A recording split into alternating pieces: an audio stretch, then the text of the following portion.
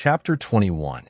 Kit turned away and very soon forgot the pony, and the chaise, and the little old lady, and the little old gentleman, and the little young gentleman to boot, in thinking what could have become of his late master and his lovely grandchild, who were the fountainhead of all his meditations. Still casting about for some plausible means of accounting for their non-appearance, and of persuading himself that they must soon return, he bent his steps towards home, intending to finish the task which the sudden recollection of his contract had interrupted, and then to sally forth once more to seek his fortune for the day. When he came to the corner of the court in which he lived, lo and behold, there was the pony again. Yes, there he was, looking more obstinate than ever. And alone in the chaise, keeping a steady watch upon his every wink, sat Mr. Abel, who, lifting up his eyes by chance and seeing Kit pass by, nodded to him as though he would have nodded his head off. Kit wondered to see the pony again, so near his own home too, but it never occurred to him for what purpose the pony might have come there, or where the old lady and the old gentleman had gone, until he lifted the latch of the door and, walking in, found them seated in the room in conversation with his mother, at which unexpected sight he pulled off his hat and made his best bow in some confusion. "We are here before you, you see, Christopher," said Mr. Garland, smiling.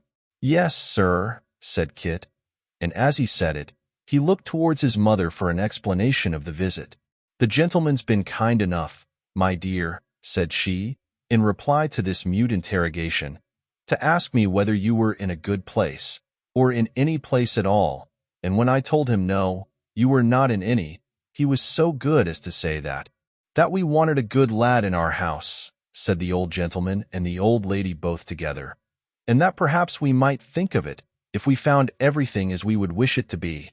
As this thinking of it plainly meant the thinking of engaging Kit, he immediately partook of his mother's anxiety and fell into a great flutter. For the little old couple were very methodical and cautious, and asked so many questions that he began to be afraid there was no chance of his success. "You see, my good woman," said Mrs. Garland to Kit's mother, "that it's necessary to be very careful and particular in such a matter as this, for we're only 3 in family, and are very quiet, regular folks, and it would be a sad thing if we made any kind of mistake, and found things different from what we hoped and expected." To this, Kit's mother replied that certainly it was quite true, and quite right, and quite proper, and heaven forbid that she should shrink, or have cause to shrink, from any inquiry into her character or that of her son, who was a very good son though she was his mother, in which respect, she was bold to say, he took after his father, who was not only a good son to his mother, but the best of husbands and the best of fathers besides, which Kit could and would corroborate, she knew, and so would little Jacob and the baby likewise if they were old enough, which unfortunately they were not, though as they didn't know what a loss they had had, perhaps it was a great deal better that they should be as young as they were. And so Kit's mother wound up a long story by wiping her eyes with her apron and patting little Jacob's head, who was rocking the cradle and staring with all his might at the strange lady and gentleman. When Kit's mother had done speaking, the old lady struck in again, and said that she was quite sure she was a very honest and very respectable person, or she never would have expressed herself in that manner, and that certainly the appearance of the children and the cleanliness of the house deserved great praise, and did her the utmost credit, whereat Kit's mother dropped a curtsy and became consoled. Then the good woman entered in a long and minute account of Kit's life and history from the earliest period down to that time, not omitting to make mention of his miraculous fall out of a back parlor window when an infant of tender years, or his uncommon sufferings in a state of measles, which were illustrated by correct imitations of the plaintive manner in which he called for toast and water, day and night, and said, "Don't cry, mother, I shall soon be better," for proof of which statements reference was made to Mrs. Green, lodger, at the cheesemonger's round the corner, and divers other ladies and gentlemen in various parts of England and Wales, and one Mr. Brown, who was supposed to be then a corporal in the East Indies, and who could of course be found with very little trouble, within whose personal knowledge the circumstances had occurred. This narration ended, Mr. Garland put some questions to Kit respecting his qualifications and general acquirements, while Mrs. Garland noticed the children, and hearing from Kit's mother certain remarkable circumstances which had attended the birth of each, related certain other remarkable circumstances which had attended the birth of her own son, Mr. Abel, from which it appeared that both Kit's mother and herself had been, above and beyond all other women of what condition or age soever, peculiarly hemmed in with perils and dangers. Lastly, inquiry was made into the nature and extent of Kit's wardrobe, and a small advance being made to improve the same. He was formally hired at an annual income of £6, over and above his board and lodging, by Mr. and Mrs. Garland, of Abel Cottage, Finchley. It would be difficult to say which party appeared most pleased with this arrangement, the conclusion of which was hailed with nothing but pleasant looks and cheerful smiles on both sides. It was settled that Kit should repair to his new abode on the next day but one, in the morning. And finally, the little old couple, after bestowing a bright half-crown on little Jacob and another on the baby, took their leaves, being escorted as far as the street by their new attendant, who held the obdurate pony by the bridle while they took their seats, and saw them drive away with a lightened heart. "Well, mother," said Kit, hurrying back into the house, "I think my fortune's about made now." "I should think it was indeed, Kit," rejoined his mother. £6 a year. Only think." "Ah," said Kit, trying to maintain the gravity which the consideration of such a sum demanded, but grinning with delight in spite of himself. "There's a property." Kit drew a long breath when he had said this, and putting his hands deep into his pockets as if there were 1 year's wages at least in each, looked at his mother as though he saw through her, and down an immense perspective of sovereigns beyond. "Please God will make such a lady of you for Sundays, mother, such a scholar of Jacob, such a child of the baby, such a room of the one upstairs. £6 a year." "Him," croaked a strange voice. "What's that about £6 a year? What about £6 a year?" And as the voice made this inquiry, Daniel Quilp walked in with Richard Swiveller at his heels. "Who said he was to have £6 a year?" said Quilp, looking sharply round. "Did the old man say it, or did little Nell say it? And what's he to have it for, and where are they, The good woman was so much alarmed by the sudden apparition of this unknown piece of ugliness that she hastily caught the baby from its cradle and retreated into the furthest corner of the room, while little Jacob, sitting upon his stool with his hands on his knees, looked full at him in a species of fascination, roaring lustily all the time. Richard Swiveller took an easy observation of the family over Mr. Quilp's head, and Quilp himself, with his hands in his pockets, smiled in an exquisite enjoyment of the commotion he occasioned. "Don't be frightened, mistress," said Quilp, after a pause. "Your son knows me. I don't eat babies. I don't like 'em. It will be as well to stop that young screamer, though, in case I should be tempted to do him a mischief. Holloa, sir. Will you be quiet?" Little Jacob stemmed the course of 2 tears which he was squeezing out of his eyes, and instantly subsided into a silent horror. "Mind you don't break out again, you villain," said Quilp, looking sternly at him, "or I'll make faces at you and throw you into fits, I will. Now you, sir, why haven't you been to me as you promised?" "What should I come for?" retorted Kit. "I hadn't any business with you, no more than you had with me." "Here, mistress," said Quilp, turning quickly away, and appealing from Kit to his mother. "When did his old master come or send here last? Is he here now? If not, where's he gone?" "He has not been here at all," she replied. "I wish we knew where they have gone, for it would make my son a good deal easier in his mind, and me too. If you're the gentleman named Mr. Quilp, I should have thought you'd have known, and so I told him only this very day." "Humph!" muttered Quilp, evidently disappointed to believe that this was true. "That's what you tell this gentleman too, is it?" "If the gentleman comes to ask the same question, I can't tell him anything else, sir, and I only wish I could, for our own sakes," was the reply. Quilp glanced at Richard Swiveller, and observed that having met him on the threshold, he assumed that he had come in search of some intelligence of the fugitives. He supposed he was right? "Yes," said Dick, "that was the object of the present expedition. I fancied it possible, but let us go ring Fancy's knell. I'll begin it. You seem disappointed, observed Quilp. A baffler, sir. A baffler, that's all, returned Dick. I have entered upon a speculation which has proved a baffler, and a being of brightness and beauty will be offered up a sacrifice at Cheggs's altar. That's all, sir.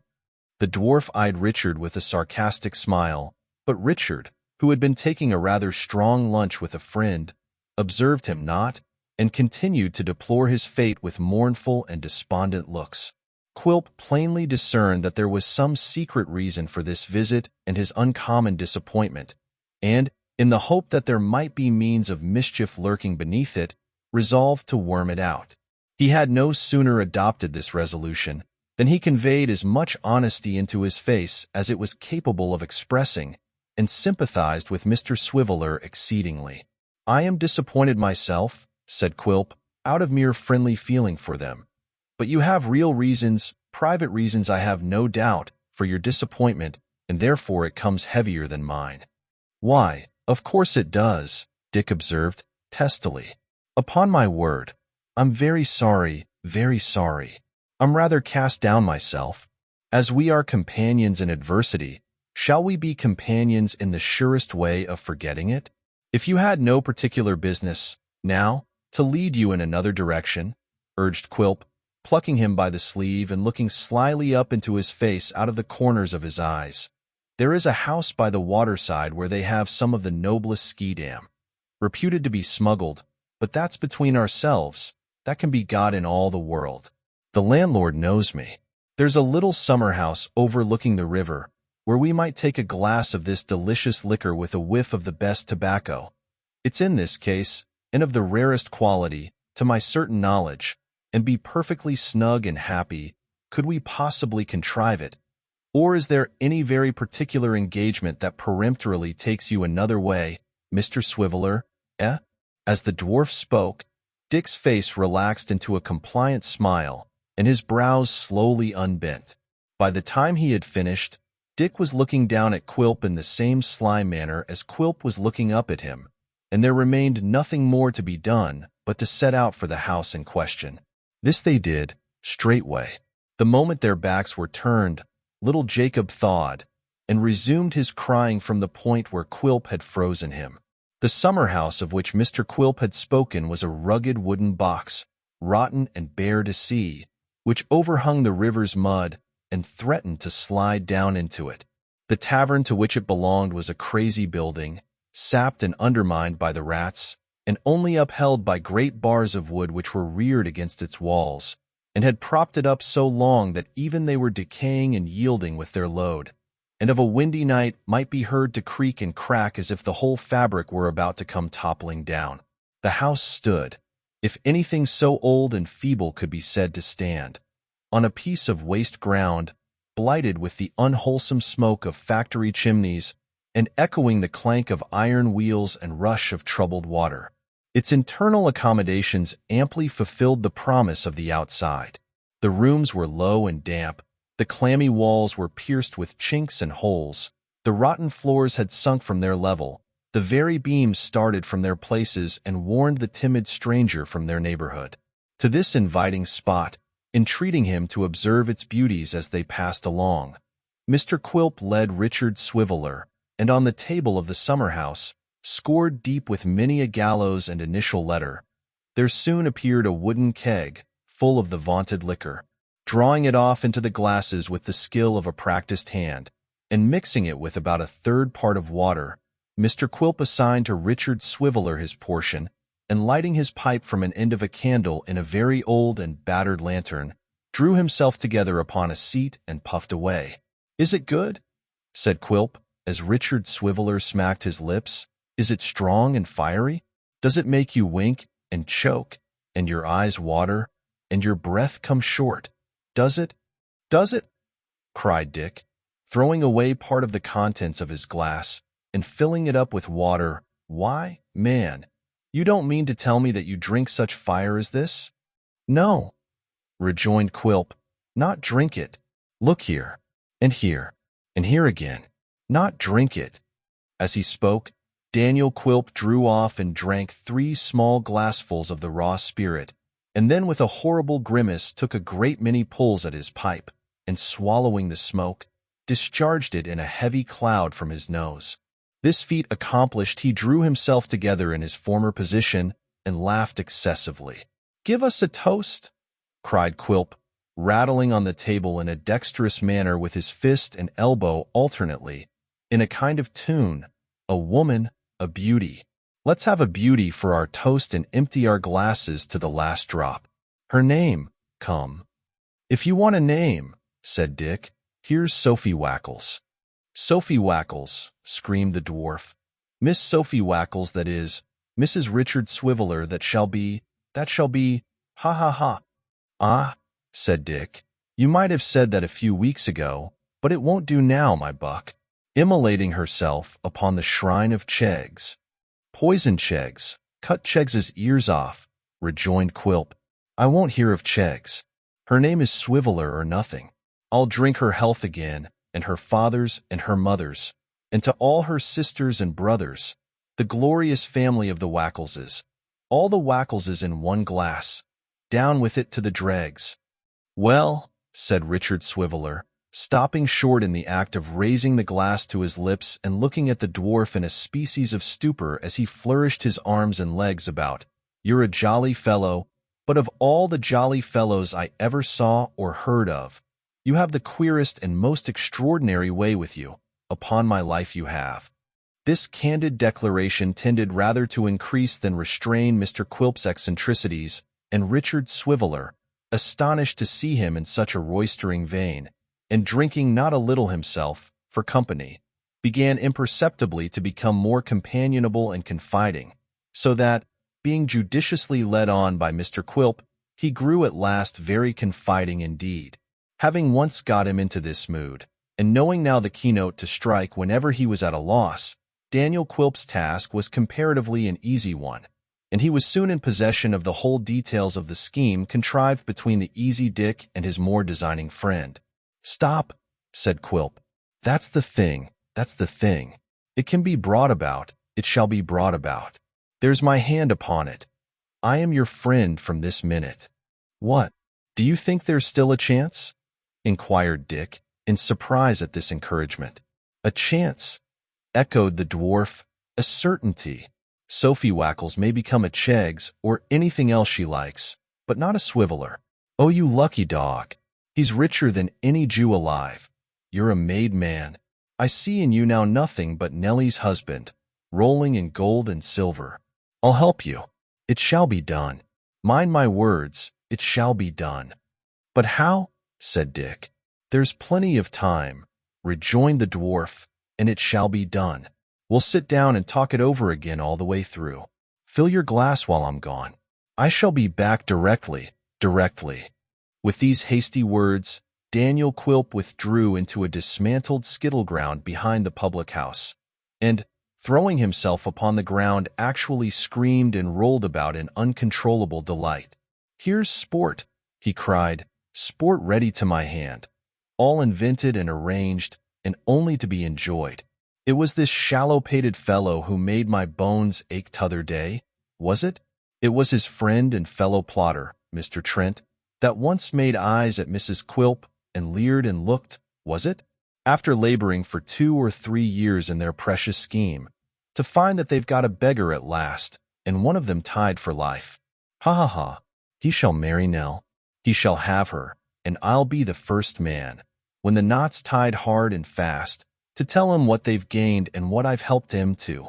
Here will be a clearing of old scores. Here will be a time to remind M what a capital friend I was, and how I helped them to the heiress. Ha ha ha!"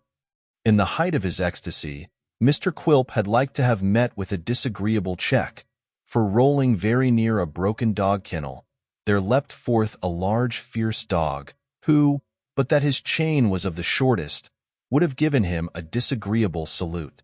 As it was, the dwarf remained upon his back in perfect safety, taunting the dog with hideous faces, and triumphing over him in his inability to advance another inch, though there were not a couple of feet between them. "Why don't you come and bite me? Why don't you come and tear me to pieces, you coward?" said Quilp, hissing and worrying the animal till he was nearly mad. You're afraid. You bully, you're afraid. You know you are. The dog tore and strained at his chain with starting eyes and furious bark, but there the dwarf lay, snapping his fingers with gestures of defiance and contempt. When he had sufficiently recovered from his delight, he rose, and with his arms akimbo, achieved a kind of demon dance round the kennel, just without the limits of the chain, driving the dog quite wild. Having by this means composed his spirits and put himself in a pleasant train, he returned to his unsuspicious companion, whom he found looking at the tide with exceeding gravity, and thinking of that same gold and silver which Mr. Quilp had mentioned. Chapter 22. The remainder of that day and the whole of the next were a busy time for the Nubbles family, to whom everything connected with Kit's outfit and departure was matter of as great moment as if he had been about to penetrate into the interior of Africa, or to take a cruise round the world. It would be difficult to suppose that there ever was a box which was opened and shut so many times within 24 hours, as that which contained his wardrobe and necessaries. And certainly there never was one which to two small eyes presented such a mine of clothing, as this mighty chest with its 3 shirts and proportionate allowance of stockings and pocket-handkerchiefs, disclosed to the astonished vision of little Jacob. At last it was conveyed to the carriers, at whose house at Finchley Kit was to find it next day, and the box being gone, there remained but 2 questions for consideration. Firstly, whether the carrier would lose, or dishonestly feign to lose, the box upon the road. Secondly, whether Kit's mother perfectly understood how to take care of herself in the absence of her son. I don't think there's hardly a chance of his really losing it, but carriers are under great temptation to pretend they lose things, no doubt, said Mrs. Nubbles apprehensively, in reference to the first point. No doubt about it, returned Kit, with a serious look. Upon my word, mother, I don't think it was right to trust it to itself. Somebody ought to have gone with it, I'm afraid. We can't help it now, said his mother, but it was foolish and wrong. People oughtn't to be tempted. Kit inwardly resolved that he would never tempt a carrier any more, save with an empty box, and having formed this Christian determination, he turned his thoughts to the second question. You know you must keep up your spirits, mother, and not be lonesome because I'm not at home. I shall very often be able to look in when I come into town, I dare say, and I shall send you a letter sometimes, and when the quarter comes round, I can get a holiday, of course, and then see if we don't take little Jacob to the play, and let him know what oysters means. I hope plays mayn't be sinful, Kit, but I'm most afraid, said Mrs. Nubbles. I know who has been putting that in your head, rejoined her son disconsolately. That's little Bethel again. Now I say, mother, pray don't take to going there regularly, for if I was to see your good-humored face that has always made home cheerful, turned into a grievous one, and the baby trained to look grievous too, and to call itself a young sinner, bless its heart, and a child of the devil, which is calling its dead father names. If I was to see this, and see little Jacob looking grievous likewise, I should so take it to heart that I'm sure I should go and list for a soldier, and run my head on purpose against the first cannonball I saw coming my way. Oh, Kit, don't talk like that. I would indeed, mother, and unless you want to make me feel very wretched and uncomfortable, you'll keep that bow on your bonnet, which you'd more than half a mind to pull off last week. Can you suppose there's any harm in looking as cheerful and being as cheerful as our poor circumstances will permit? Do I see anything in the way I'm made, which calls upon me to be a sniveling, solemn, whispering chap, sneaking about as if I couldn't help it, and expressing myself in a most unpleasant snuffle? On the contrary, don't I see every reason why I shouldn't? Just hear this. Ha ha ha. An't that as natural as walking, and is good for the health? Ha ha ha. An't that as natural as a sheep's bleating, or a pig's grunting, or a horse's neighing, or a bird singing? Ha ha ha. Isn't it, mother? There was something contagious in Kit's laugh, for his mother, who had looked grave before, first subsided into a smile, and then fell to joining in it heartily, which occasioned Kit to say that he knew it was natural, and to laugh the more. Kit and his mother, laughing together in a pretty loud key, woke the baby, who, finding that there was something very jovial and agreeable in progress, was no sooner in its mother's arms than it began to kick and laugh most vigorously. This new illustration of his argument so tickled Kit that he fell backward in his chair in a state of exhaustion, pointing at the baby and shaking his sides till he rocked again. After recovering twice or thrice, and as often relapsing, he wiped his eyes and said grace. And a very cheerful meal their scanty supper was, with more kisses and hugs and tears than many young gentlemen who start upon their travels and leave well-stocked homes behind them would deem within the bounds of probability, if matter so low could be herein set down.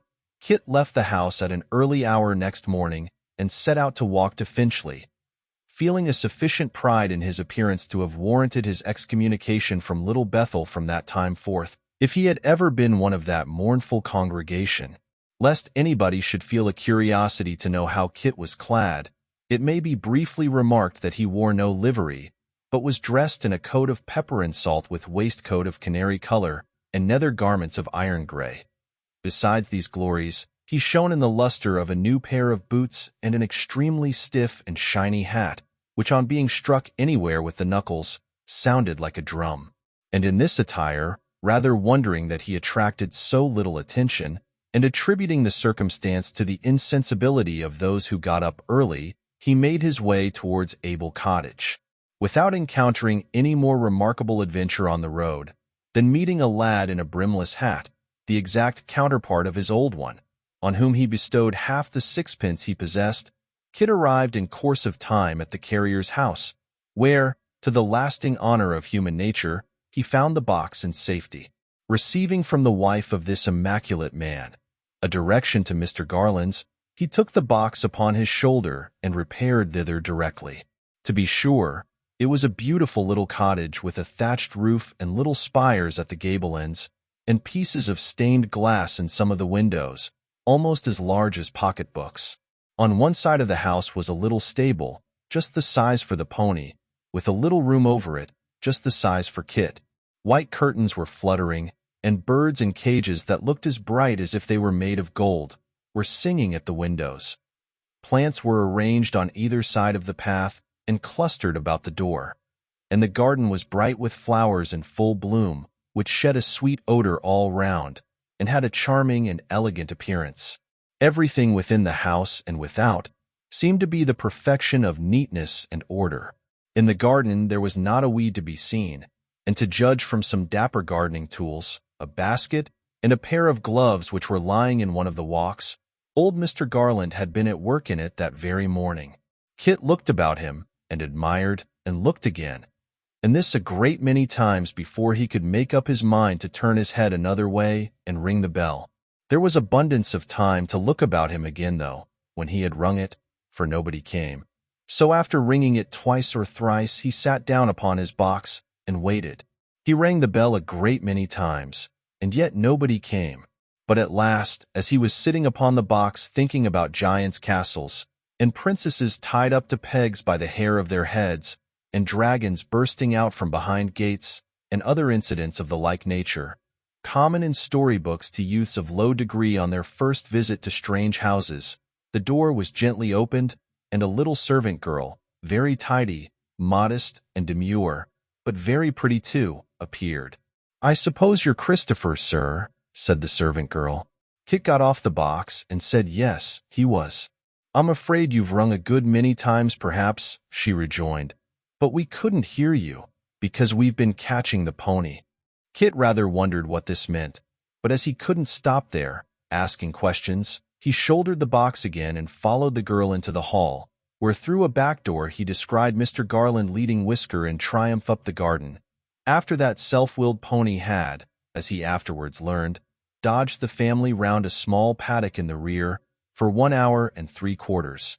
The old gentleman received him very kindly, and so did the old lady, whose previous good opinion of him was greatly enhanced by his wiping his boots on the mat until the soles of his feet burnt again.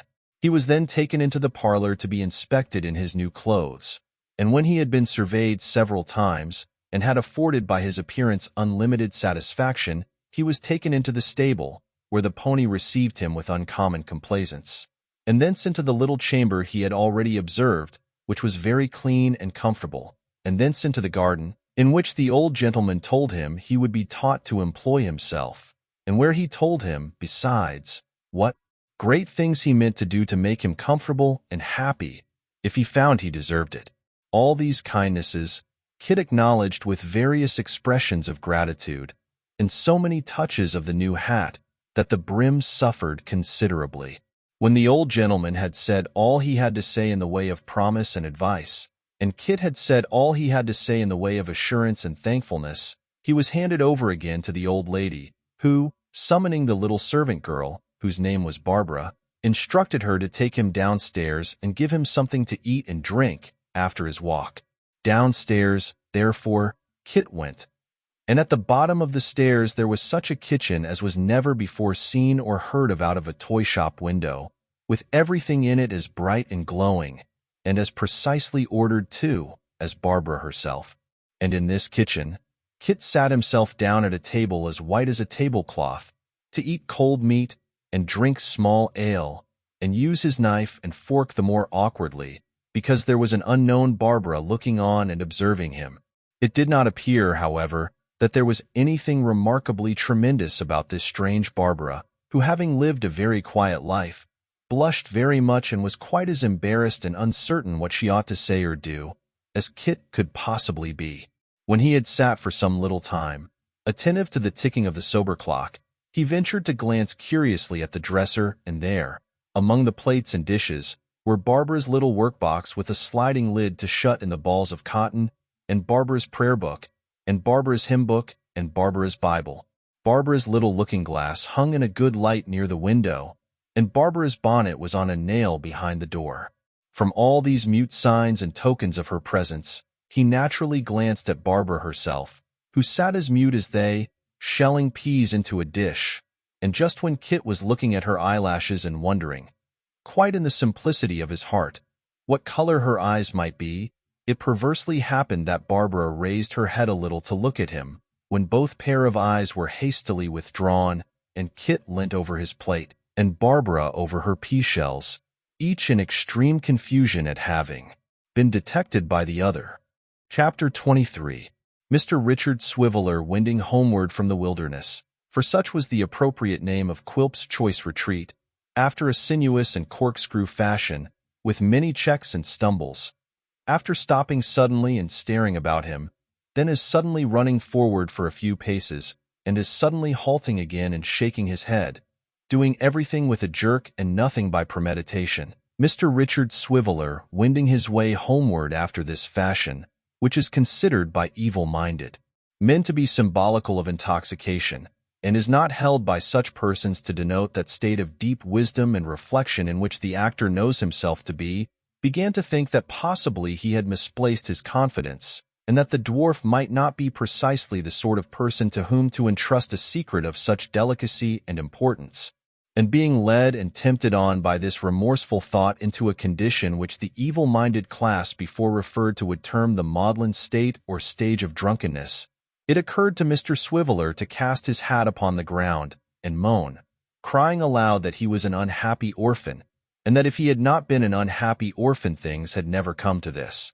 "Left an infant by my parents, at an early age," said Mr. Swiveller, bewailing his hard lot, "cast upon the world in my tenderest period, and thrown upon the mercies of a deluding dwarf who can wonder at my weakness.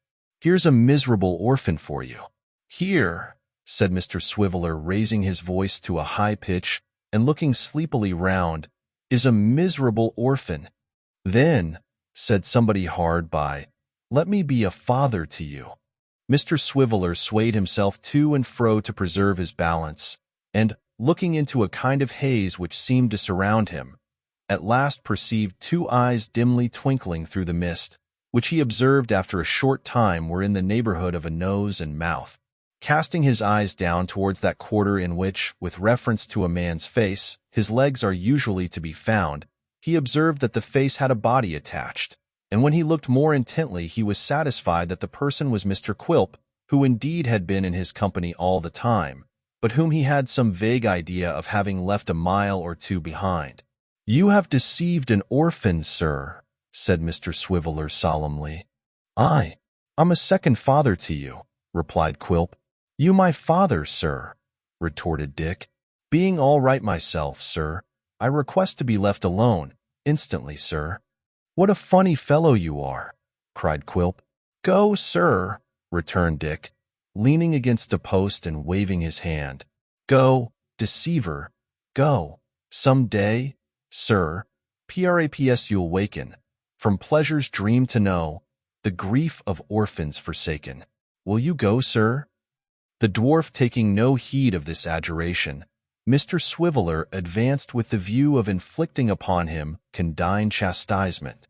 But forgetting his purpose or changing his mind before he came close to him, he seized his hand and vowed eternal friendship, declaring with an agreeable frankness that from that time forth they were brothers in everything but personal appearance. Then he told his secret over again, with the addition of being pathetic on the subject of Miss Wackles, who, he gave Mr. Quilp to understand, was the occasion of any slight incoherency he might observe in his speech at that moment, which was attributable solely to the strength of his affection and not to rosy wine or other fermented liquor. And then they went on arm in arm, very lovingly together. "I'm as sharp," said Quilp to him at parting, "as sharp as a ferret and as cunning as a weasel. You bring Trent to me. Assure him that I'm his friend, though I fear he a little distrusts me. I don't know why. I have not deserved it. And you've both of you made your fortunes in perspective." "That's the worst of it," returned Dick. "These fortunes in perspective look such a long way off." "But they look smaller than they really are, on that account," said Quilp, pressing his arm. "You'll have no conception of the value of your prize until you draw close to it. Mark that." "D'ye think not?" said Dick. I do, and I am certain of what I say. "That's better," returned the dwarf. "You bring Trent to me. Tell him I am his friend and yours. Why shouldn't I be?" "There's no reason why you shouldn't, certainly," replied Dick. "And perhaps there are a great many why you should. At least there would be nothing strange in your wanting to be my friend, if you were a choice spirit, but then you know you're not a choice spirit." "I not a choice spirit?" cried Quilp. "Devil a bit, sir," returned Dick. "A man of your appearance couldn't be. If you're any spirit at all, sir, you're an evil spirit. Choice spirits," added Dick, smiting himself on the breast, "are quite a different-looking sort of people. You may take your oath of that, sir."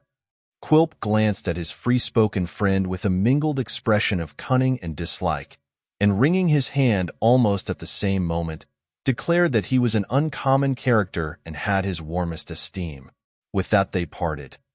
Mr. Swiveller to make the best of his way home and sleep himself sober, and Quilp to cogitate upon the discovery he had made, and exult in the prospect of the rich field of enjoyment and reprisal it opened to him.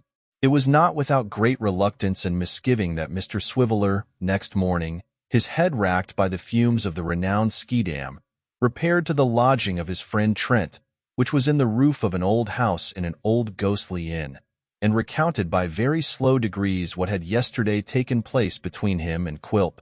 Nor was it without great surprise and much speculation on Quilp's probable motives, nor without many bitter comments on Dick Swiveller's folly, that his friend received the tale. "I don't defend myself, Fred," said the penitent Richard, "but the fellow has such a queer way with him and is such an artful dog, that first of all he set me upon thinking whether there was any harm in telling him, and while I was thinking, screwed it out of me. If you had seen him drink and smoke, as I did, you couldn't have kept anything from him.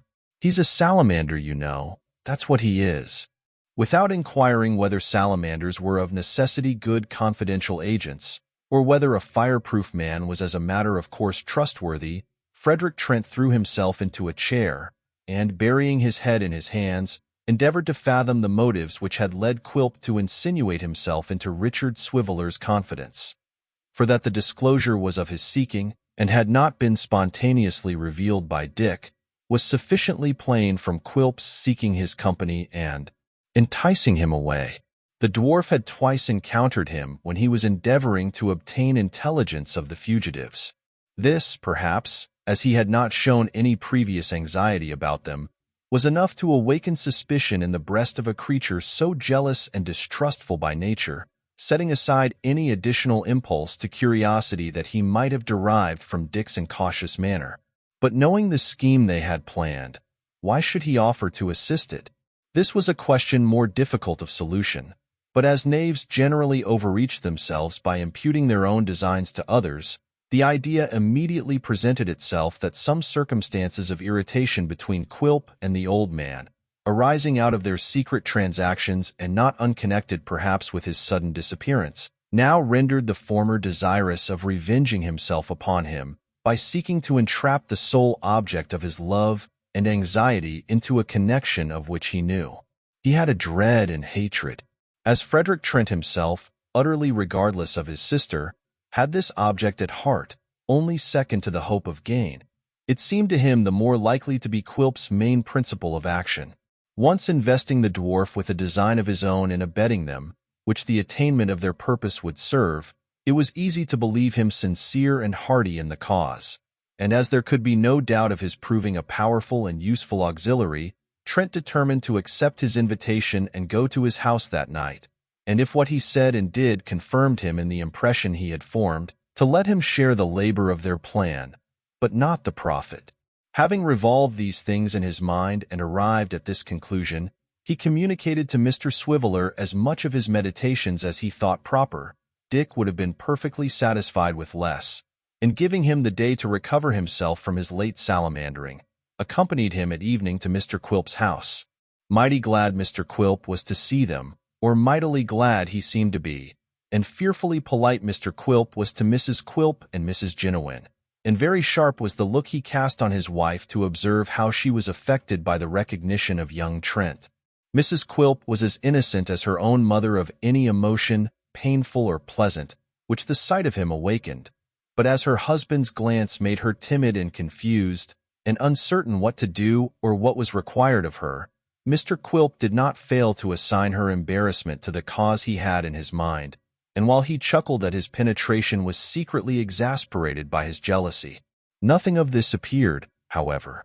On the contrary, Mr. Quilp was all blandness and suavity, and presided over the case bottle of rum with extraordinary open-heartedness. "Why, let me see," said Quilp. "It must be a matter of nearly 2 years since we were first acquainted." "Nearer 3, I think," said Trent. "Nearer 3, cried Quilp. "How fast time flies. Does it seem as long as that to you, Mrs. Quilp?" "Yes, I think it seems full 3 years, Quilp," was the unfortunate reply. "Oh, indeed, ma'am," thought Quilp. "You have been pining, have you? Very good, ma'am. It seems to me but yesterday that you went out to Demerara in the Mary and," said Quilp. "But yesterday, I declare. Well, I like a little wildness. I was wild myself once." Mr. Quilp accompanied this admission with such an awful wink, indicative of old rovings and backslidings, that Mrs. Jiniwin was indignant, and could not forbear from remarking under her breath that he might at least put off his confessions until his wife was absent, for which act of boldness and insubordination Mr. Quilp first stared her out of countenance, and then drank her health ceremoniously. "I thought you'd come back directly, Fred." "I always thought that," said Quilp, setting down his glass. "And when the Mary and returned with you on board, instead of a letter to say what a contrite heart you had, and how happy you were in the situation that had been provided for you, I was amused, exceedingly amused." "Ha ha ha." The young man smiled, but not as though the theme was the most agreeable one that could have been selected for his entertainment, and for that reason Quilp pursued it.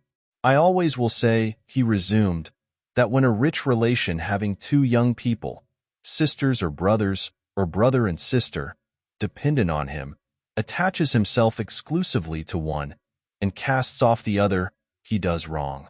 The young man made a movement of impatience, but Quilp went on as calmly as if he were discussing some abstract question in which nobody present had the slightest personal interest. "It's very true," said Quilp, "that your grandfather urged repeated forgiveness, ingratitude, riot, and extravagance, and all that, but as I told him, these are common faults. "But he's a scoundrel," said he. "Granting that," said I, "for the sake of argument, of course, a great many young noblemen and gentlemen are scoundrels too." But he wouldn't be convinced. "I wonder at that, Mr. Quilp," said the young man sarcastically. "Well, so did I at the time," returned Quilp, "but he was always obstinate. He was in a manner a friend of mine, but he was always obstinate and wrong-headed.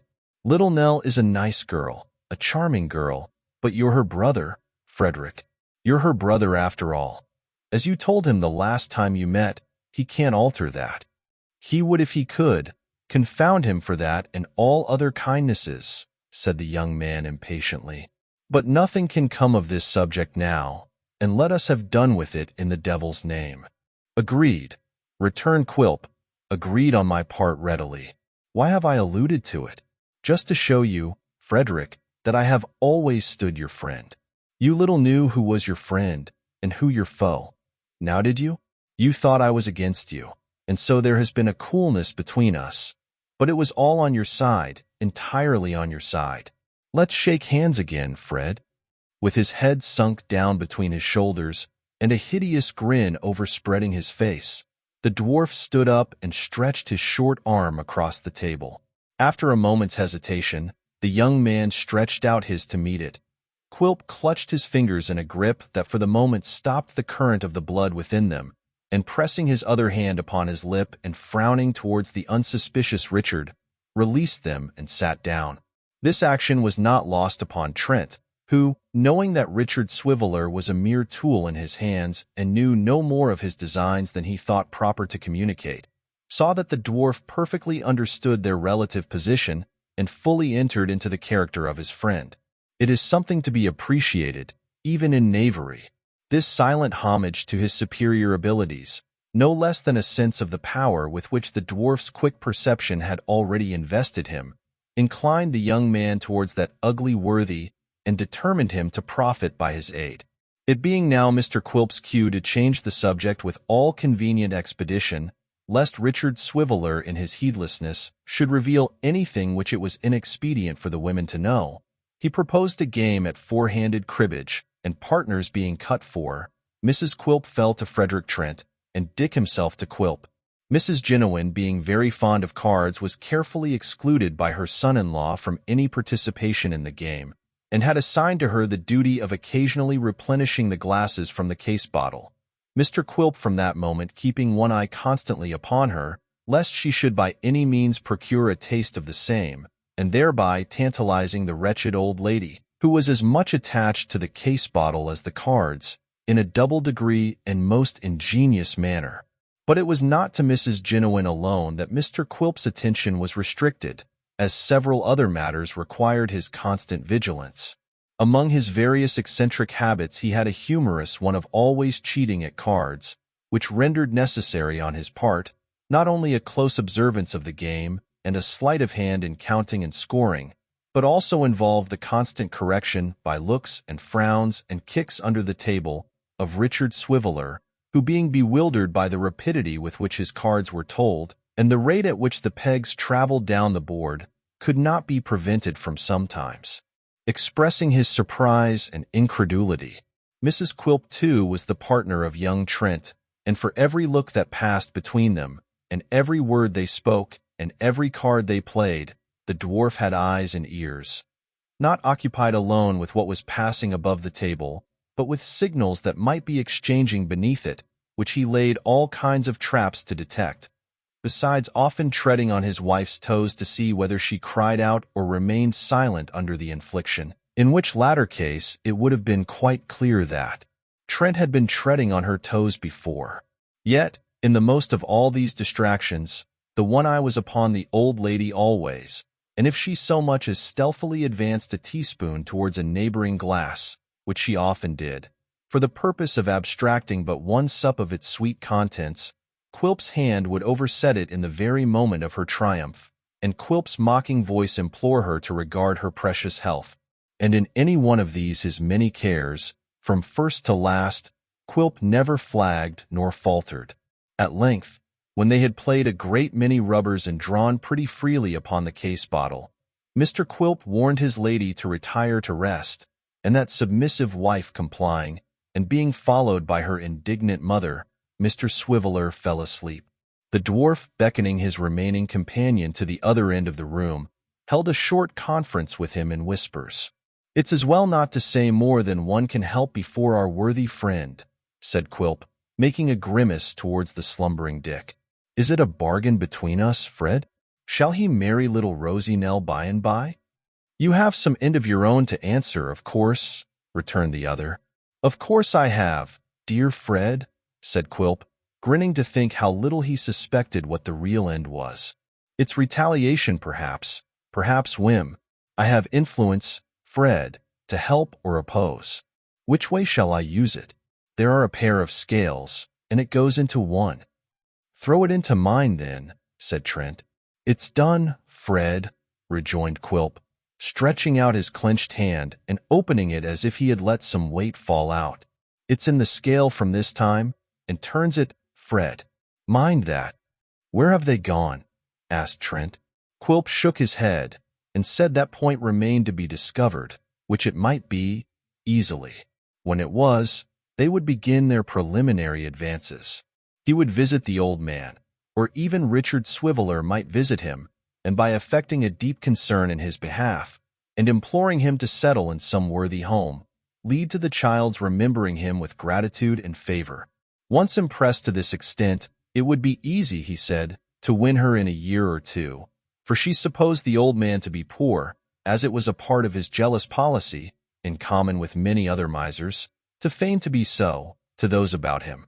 "He has feigned it often enough to me of late," said Trent. "Oh, and to me too," replied the dwarf, "which is more extraordinary, as I know how rich he really is."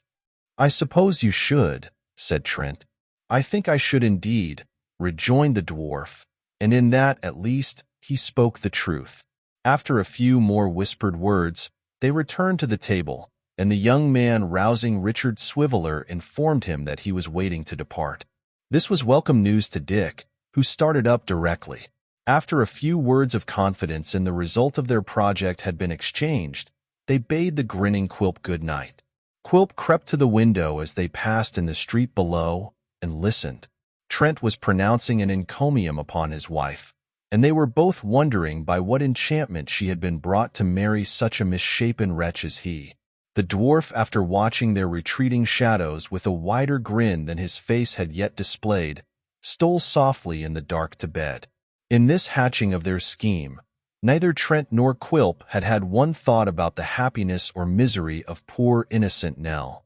It would have been strange if the careless profligate, who was the butt of both, had been harassed by any such consideration, for his high opinion of his own merits and deserts rendered the project rather a laudable one than otherwise, and if he had been visited by so unwanted a guest as reflection, he would, being a brute only in the gratification of his appetites, have soothed his conscience with the plea that he did not mean to beat or kill his wife, and would therefore, after all said and done, be a very tolerable, average husband. Chapter 24.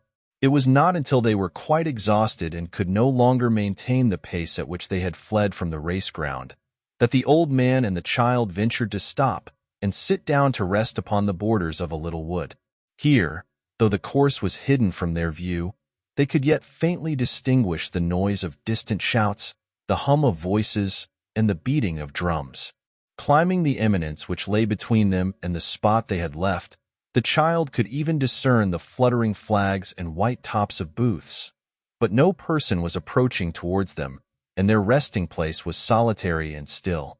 Some time elapsed before she could reassure her trembling companion, or restore him to a state of moderate tranquillity. His disordered imagination represented to him a crowd of persons stealing towards them beneath the cover of the bushes, lurking in every ditch, and peeping from the boughs of every rustling tree. He was haunted by apprehensions of being led captive to some gloomy place where he would be chained and scourged, and worse than all, where Nell could never come to see him, save through iron bars and gratings in the wall. His terrors affected the child. Separation from her grandfather was the greatest evil she could dread, and feeling for the time as though, go where they would, they were to be hunted down and could never be safe but in hiding. Her heart failed her, and her courage drooped. In one so young, and so unused to the scenes in which she had lately moved, this sinking of the spirit was not surprising. But nature often enshrines gallant and noble hearts in weak bosoms. Oftenest, God bless her, in female breasts, and when the child, casting her tearful eyes upon the old man, remembered how weak he was and how destitute and helpless he would be if she failed him, her heart swelled within her and animated her with new strength and fortitude. "We are quite safe now, and have nothing to fear indeed, dear grandfather," she said. "Nothing to fear," returned the old man. "Nothing to fear if they took me from thee. Nothing to fear if they parted us. Nobody is true to me. No, not one. Not even Nell." "Oh, do not say that," replied the child, "for if ever anybody was true at heart and earnest, I am. I am sure you know I am." "Then how," said the old man, looking fearfully round, "how can you bear to think that we are safe, when they are searching for me everywhere, and may come here, and steal upon us, even while we're talking?" "Because I'm sure we have not been followed," said the child. "Judge for yourself, dear grandfather. Look round and see how quiet and still it is. We are alone together and may ramble where we like. Not safe. Could I feel easy, did I feel at ease, when any danger threatened you?" "True, too," he answered, pressing her hand, but still looking anxiously about. "What noise was that?" "A bird," said the child, "flying into the wood and leading the way for us to follow. You remember that we said we would walk in woods and fields, and by the side of rivers, and how happy we would be. You remember that? But here, while the sun shines above our heads, and everything is bright and happy, we are sitting sadly down and losing time. See what a pleasant path, and there's the bird, the same bird. Now he flies to another tree and stays to sing. Come." When they rose up from the ground and took the shady track which led them through the wood, she bounded on before, printing her tiny footsteps in the moss, which rose elastic from so light a pressure and gave it back as mirrors throw off breath.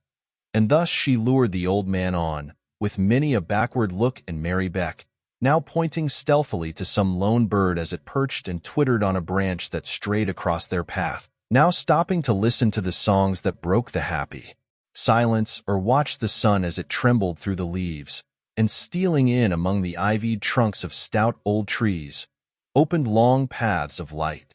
As they passed onward, parting the boughs that clustered in their way, the serenity which the child had first assumed stole into her breast in earnest. The old man cast no longer fearful looks behind, but felt at ease and cheerful, for the further they passed into the deep green shade, the more they felt that the tranquil mind of God was there and shed its peace on them.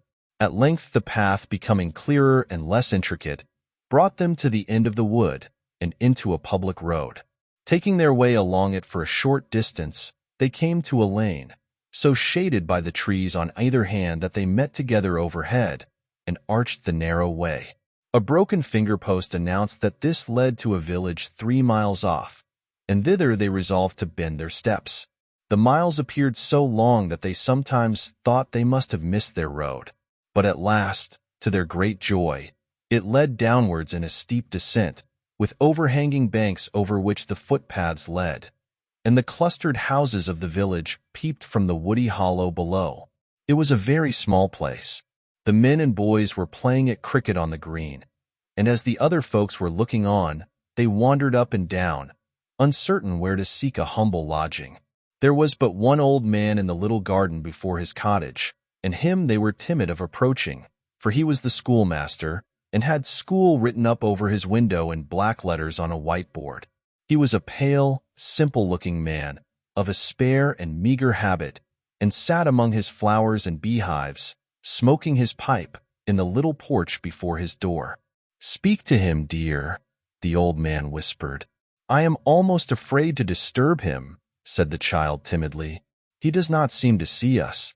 Perhaps if we wait a little, he may look this way." They waited, but the schoolmaster cast no look towards them, and still sat, thoughtful and silent, in the little porch. He had a kind face. In his plain old suit of black, he looked pale and meager. They fancied, too, a lonely air about him and his house. But perhaps that was because the other people formed a merry company upon the green, and he seemed the only solitary man in all the place. They were very tired, and the child would have been bold enough to address even a schoolmaster, but for something in his manner which seemed to denote that he was uneasy or distressed. As they stood hesitating at a little distance, they saw that he sat for a few minutes at a time like one in a brown study, then laid aside his pipe and took a few turns in his garden, then approached the gate and looked towards the green, then took up his pipe again with a sigh, and sat down thoughtfully as before.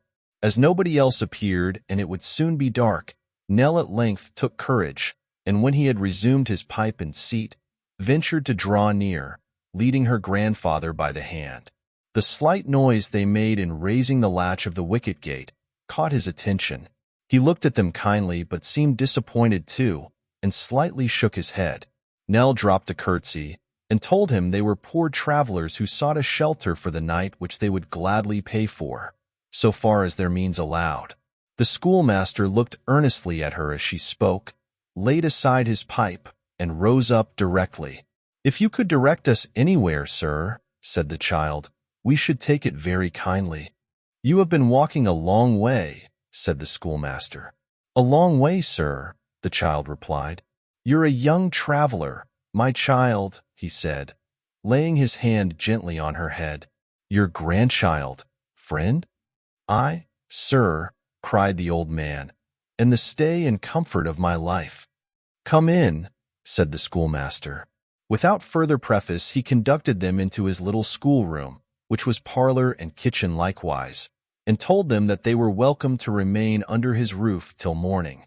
Before they had done thanking him, he spread a coarse white cloth upon the table, with knives and platters, and bringing out some bread and cold meat and a jug of beer, besought them to eat and drink. The child looked round the room as she took her seat. There were a couple of forms, notched and cut and inked all over, a small deal desk perched on 4 legs, at which no doubt the master sat, a few dog's-eared books upon a high shelf, and beside them a motley collection of peg-tops, balls, kites, fishing lines, marbles, half-eaten apples, and other confiscated property of idle urchins. Displayed on hooks upon the wall in all their terrors were the cane and ruler, and near them, on a small shelf of its own, the dunce's cap, made of old newspapers and decorated with glaring wafers of the largest size. But the great ornaments of the walls were certain moral sentences fairly copied in good round text, and well-worked sums in simple addition and multiplication, evidently achieved by the same hand, which were plentifully pasted all round the room, for the double purpose, as it seemed, of bearing testimony to the excellence of the school, and kindling a worthy emulation in the bosoms of the scholars. "Yes," said the old schoolmaster, observing that her attention was caught by these latter specimens.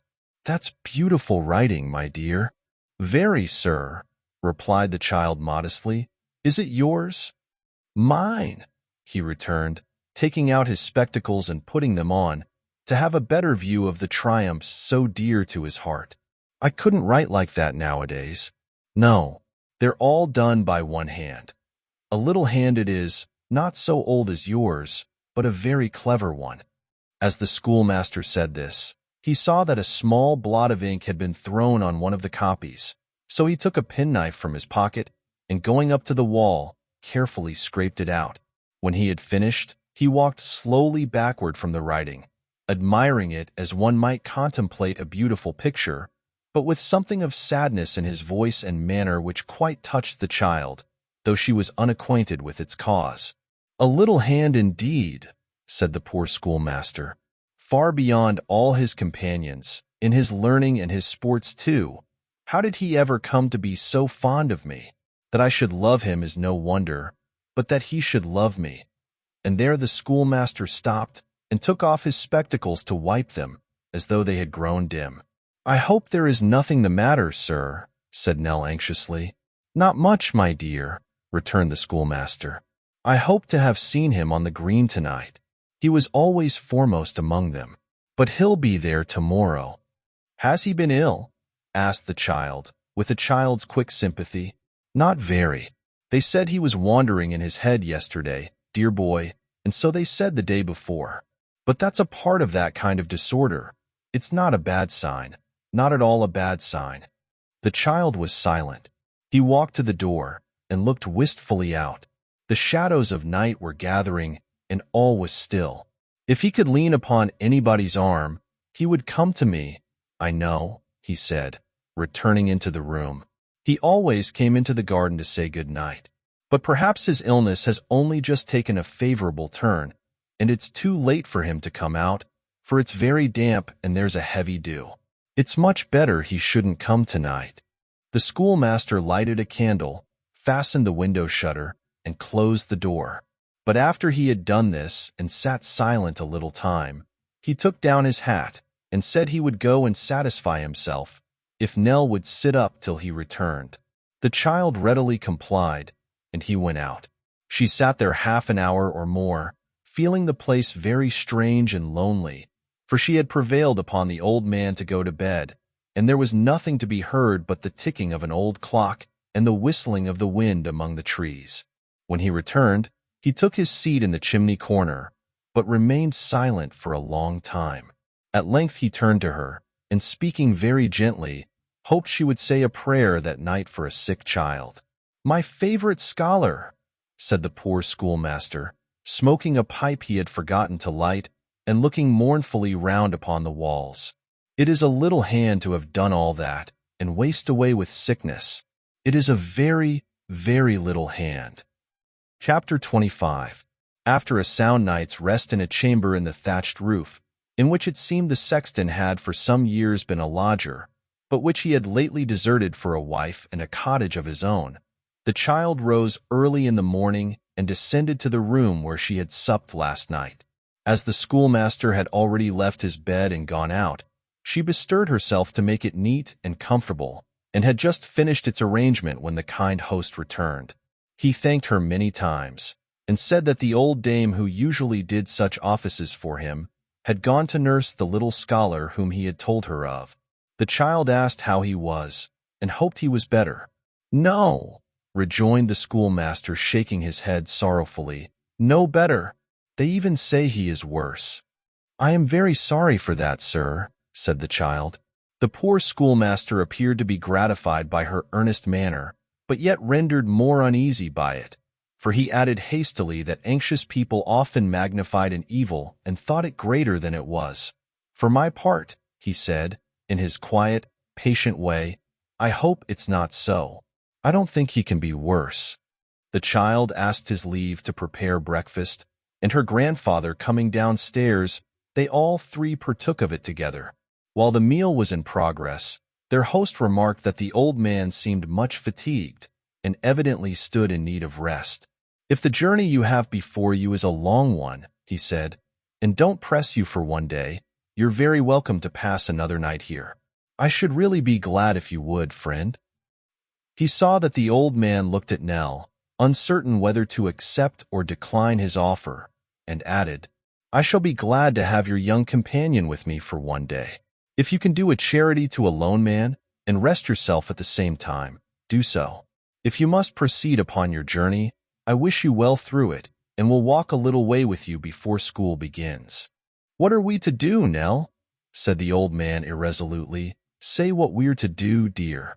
It required no great persuasion to induce the child to answer that they had better accept the invitation and remain. She was happy to show her gratitude to the kind schoolmaster by busying herself in the performance of such household duties as his little cottage stood in need of. When these were done, she took some needlework from her basket and sat herself down upon a stool beside the lattice, where the honeysuckle and woodbine entwined their tender stems, and stealing into the room filled it with their delicious breath. Her grandfather was basking in the sun outside, breathing the perfume of the flowers, and idly watching the clouds as they floated on before the light summer wind. As the schoolmaster, after arranging the two forms in due order, took his seat behind his desk and made other preparations for school, the child was apprehensive that she might be in the way, and offered to withdraw to her little bedroom. But this he would not allow, and as he seemed pleased to have her there, she remained, busying herself with her work. "Have you many scholars, sir?" she asked. The poor schoolmaster shook his head, and said that they barely filled the 2 forms. "Are the others clever, sir?" asked the child, glancing at the trophies on the wall. "Good boys," returned the schoolmaster. "Good boys enough, my dear, but they'll never do like that."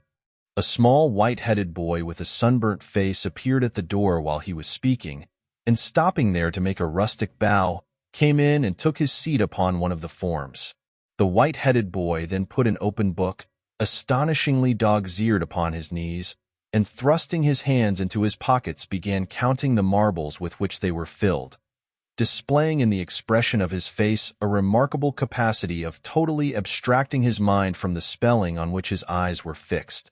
Soon afterwards another white-headed little boy came straggling in, and after him a red-headed lad, and after him 2 more with white heads, and then one with a flaxen poll, and so on until the forms were occupied by a dozen boys or thereabouts, with heads of every color but gray, and ranging in their ages from 4 years old to 14 years or more.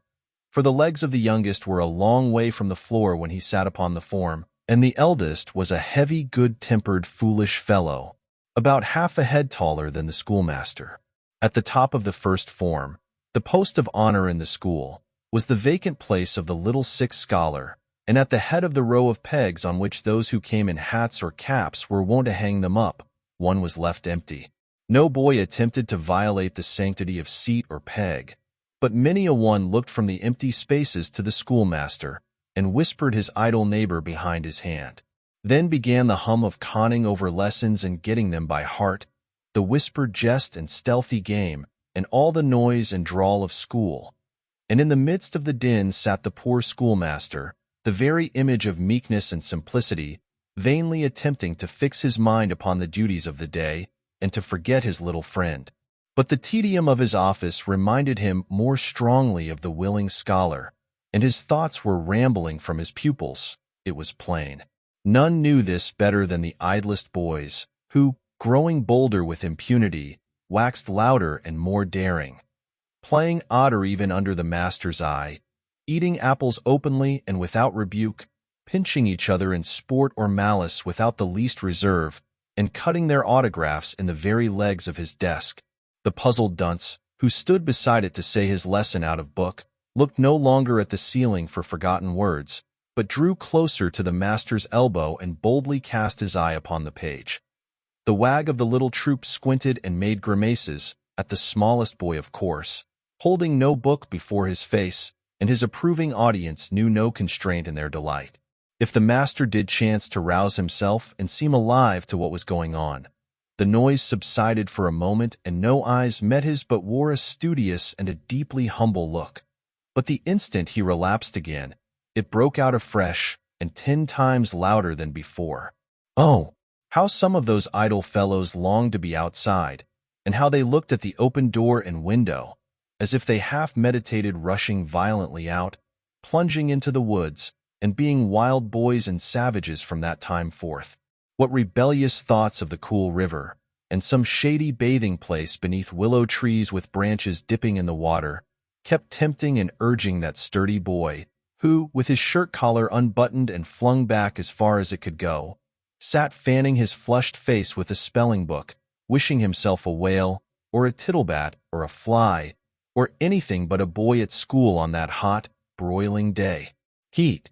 Asked that other boy, whose seat being nearest to the door gave him opportunities of gliding out into the garden and driving his companions to madness by dipping his face into the bucket of the well and then rolling on the grass. Ask him if there were ever such a day as that, when even the bees were diving deep down into the cups of flowers and stopping there, as if they had made up their minds to retire from business and be manufacturers of honey no more. The day was made for laziness, and lying on one's back in green places, and staring at the sky till its brightness forced one to shut one's eyes and go to sleep. And was this a time to be poring over musty books in a dark room, slighted by the very sun itself? Monstrous. Nell sat by the window occupied with her work, but attentive still to all that passed, though sometimes rather timid of the boisterous boys. The lessons over, writing time began, and there being but one desk and at the master's, each boy sat at it in turn and labored at his crooked copy, while the master walked about. This was a quieter time, for he would come and look over the writer's shoulder and tell him mildly to observe how such a letter was turned in such a copy on the wall, praise such an upstroke here and such a downstroke there, and bid him take it for his model. Then he would stop and tell them what the sick child had said last night, and how he had longed to be among them once again. And such was the poor schoolmaster's gentle and affectionate manner, that the boys seemed quite remorseful that they had worried him so much, and were absolutely quiet, eating no apples, cutting no names, inflicting no pinches, and making no grimaces, for full 2 minutes afterwards. "I think, boys," said the schoolmaster when the clock struck 12, "that I shall give an extra half-holiday this afternoon." At this intelligence, the boys, led on and headed by the tall boy, raised a great shout, in the midst of which the master was seen to speak, but could not be heard. As he held up his hand, however, in token of his wish that they should be silent, they were considerate enough to leave off, as soon as the longest-winded among them were quite out of breath. "You must promise me first," said the schoolmaster, "that you'll not be noisy, or at least, if you are, that you'll go away and be so. Away out of the village, I mean.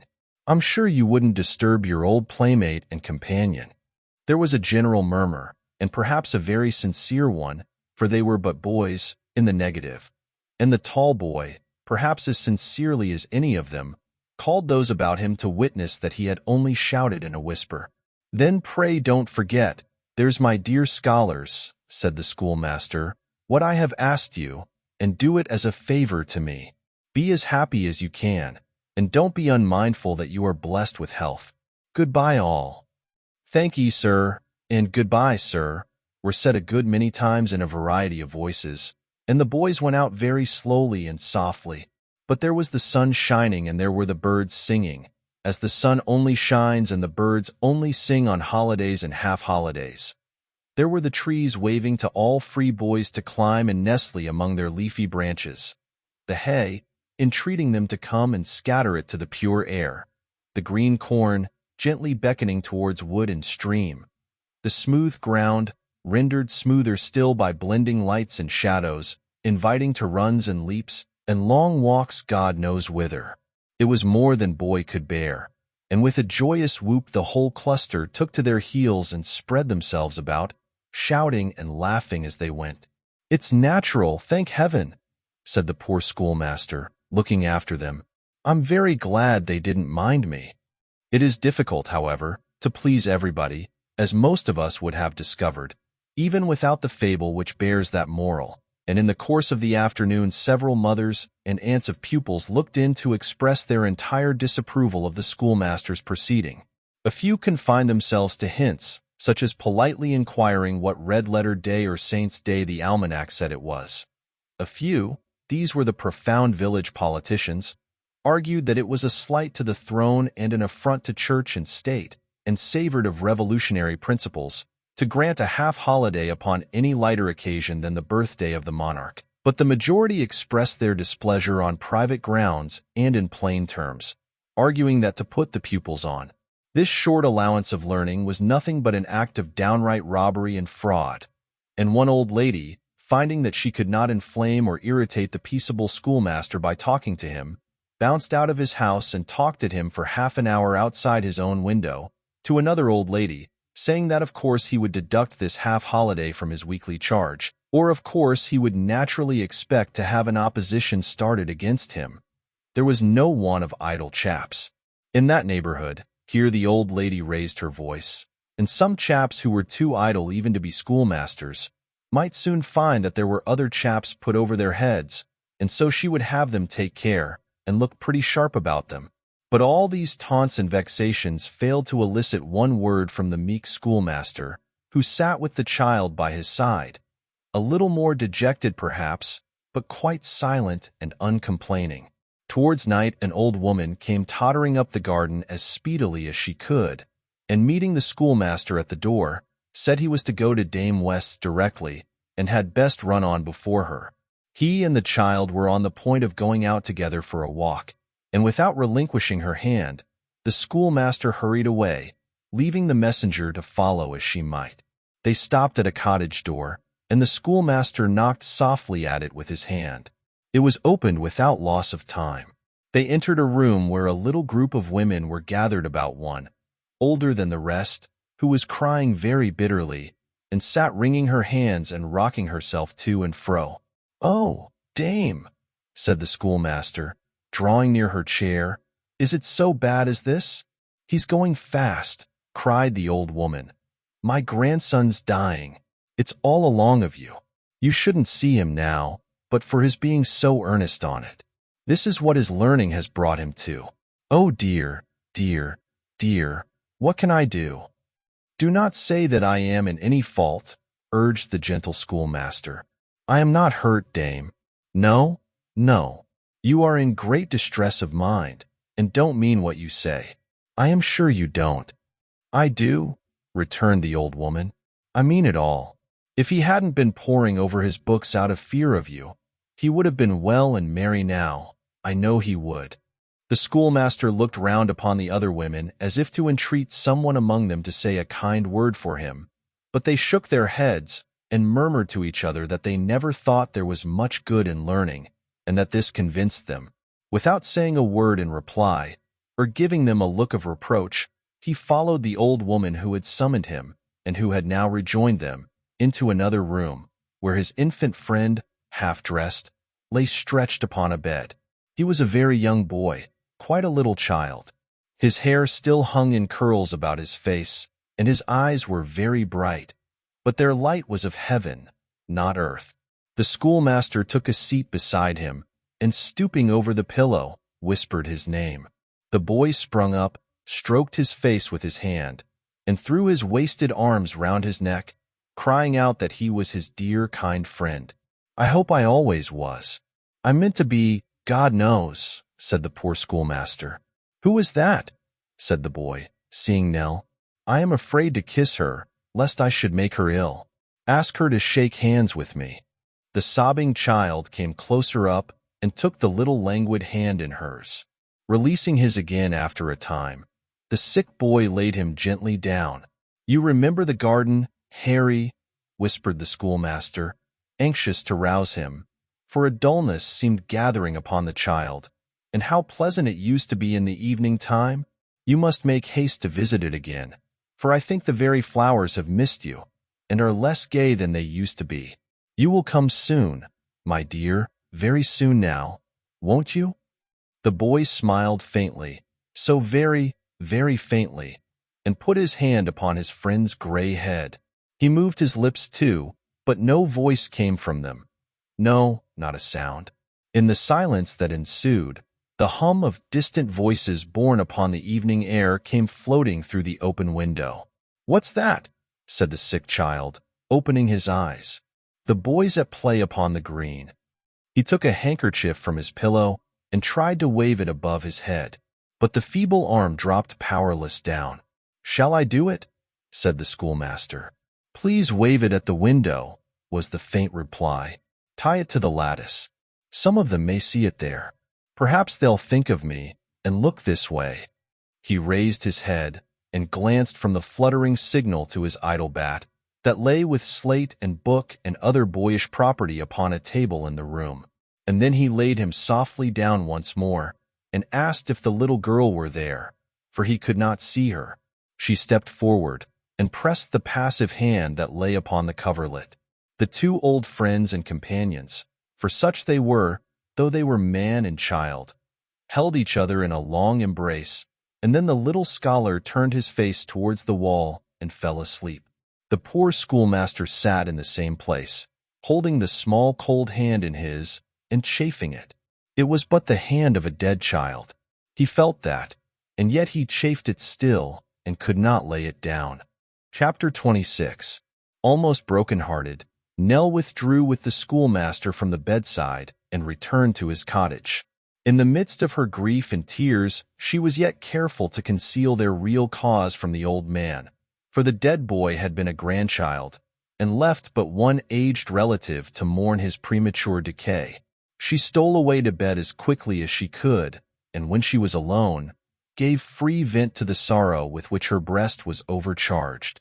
But the sad scene she had witnessed was not without its lesson of content and gratitude, of content with the lot which left her health and freedom, and gratitude that she was spared to the one relative and friend she loved, and to live and move in a beautiful world when so many young creatures, as young and full of hope as she, were stricken down and gathered to their graves.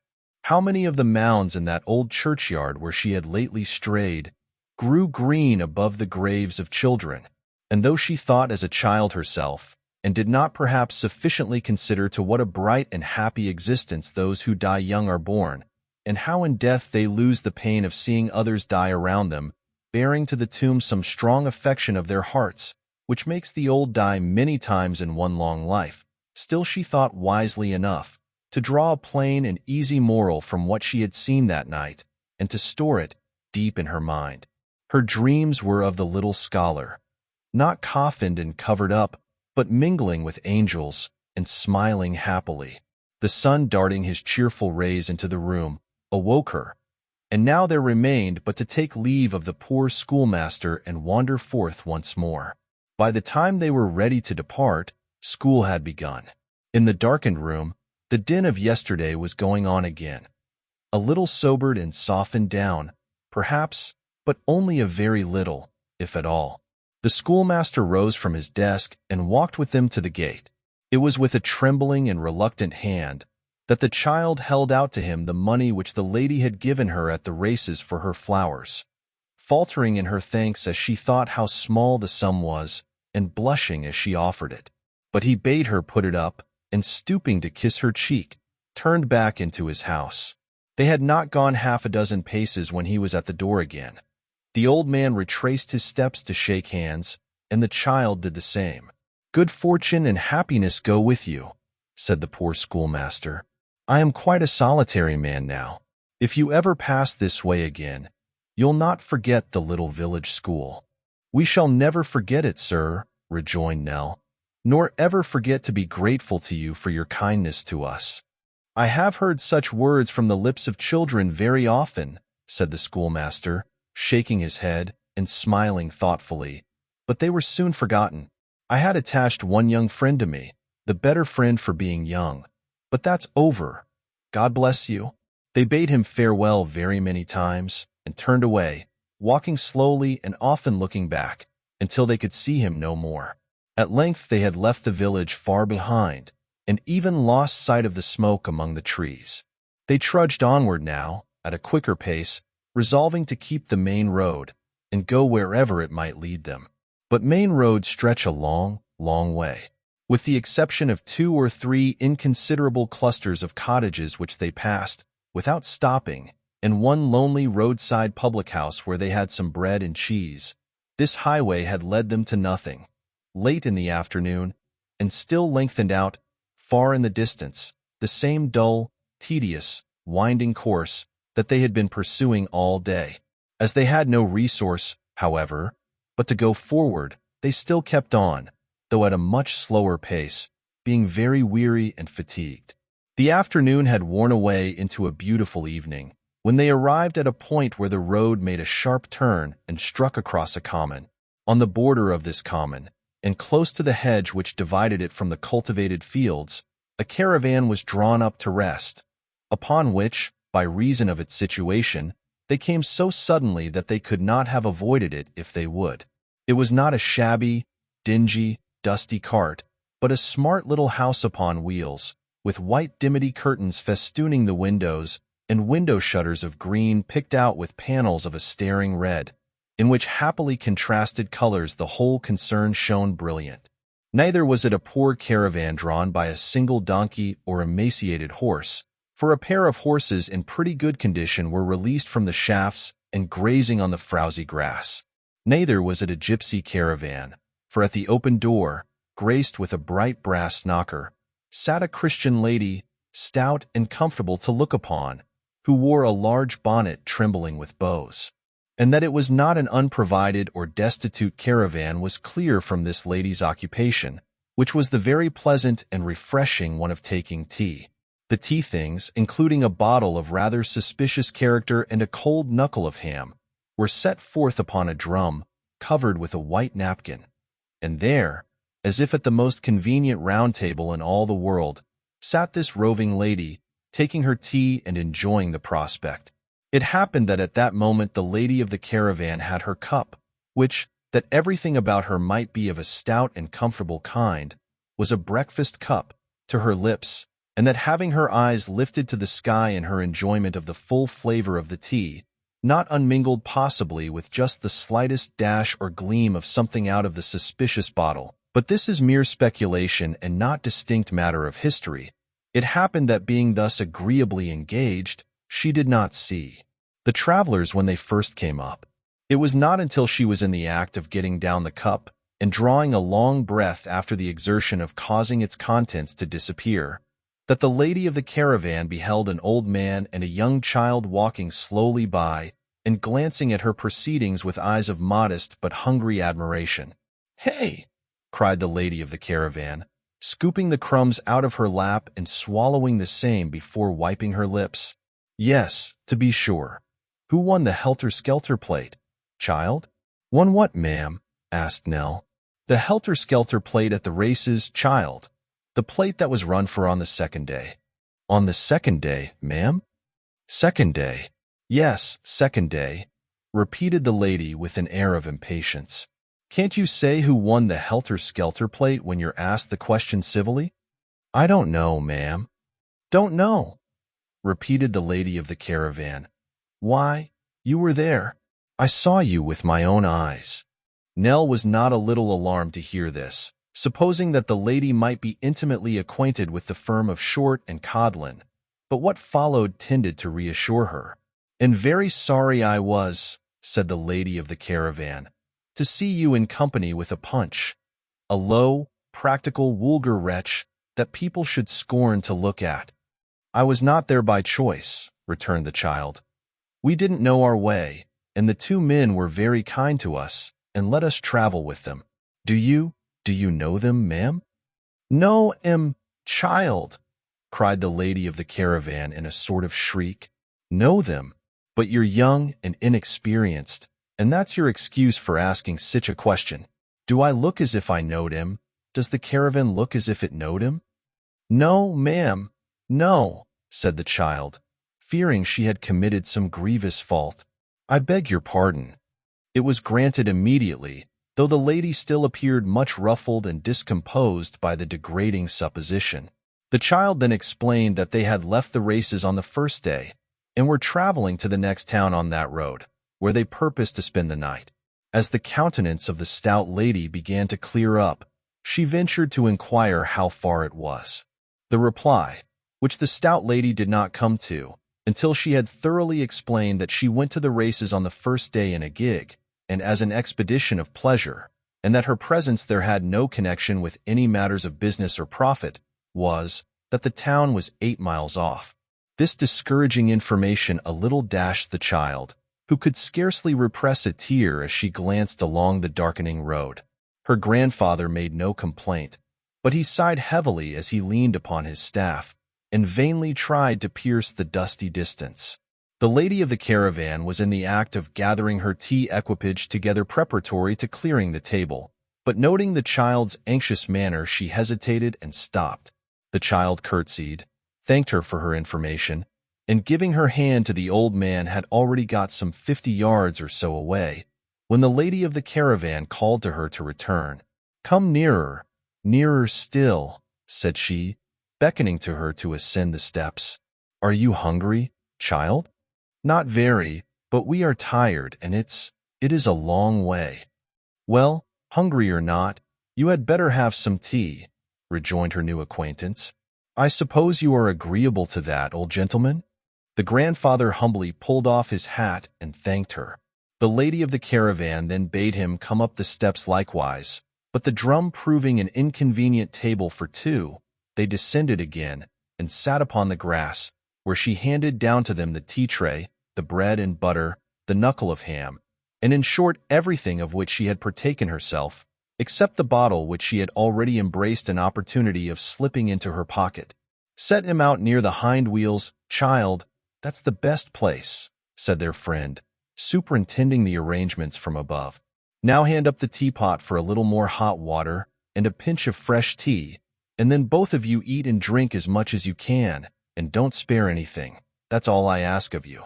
They might perhaps have carried out the lady's wish if it had been less freely expressed, or even if it had not been expressed at all. But as this direction relieved them from any shadow of delicacy or uneasiness, they made a hearty meal and enjoyed it to the utmost. While they were thus engaged, the lady of the caravan alighted on the earth, and with her hands clasped behind her, and her large bonnet trembling excessively, walked up and down in a measured tread and very stately manner, surveying the caravan from time to time with an air of calm delight, and deriving particular gratification from the red panels and the brass knocker. When she had taken this gentle exercise for some time, she sat down upon the steps and called George, whereupon a man in a carter's frock, who had been so shrouded in a hedge up to this time as to see everything that passed without being seen himself, parted the twigs that concealed him, and appeared in a sitting attitude, supporting on his legs a baking dish and a half-gallon stone bottle, and bearing in his right hand a knife, and in his left a fork. "Yes, missus," said George. "How did you find the cold pie, George?" "It warn't amiss, mum." "And the beer?" said the lady of the caravan, with an appearance of being more interested in this question than the last. "Is it passable, George?"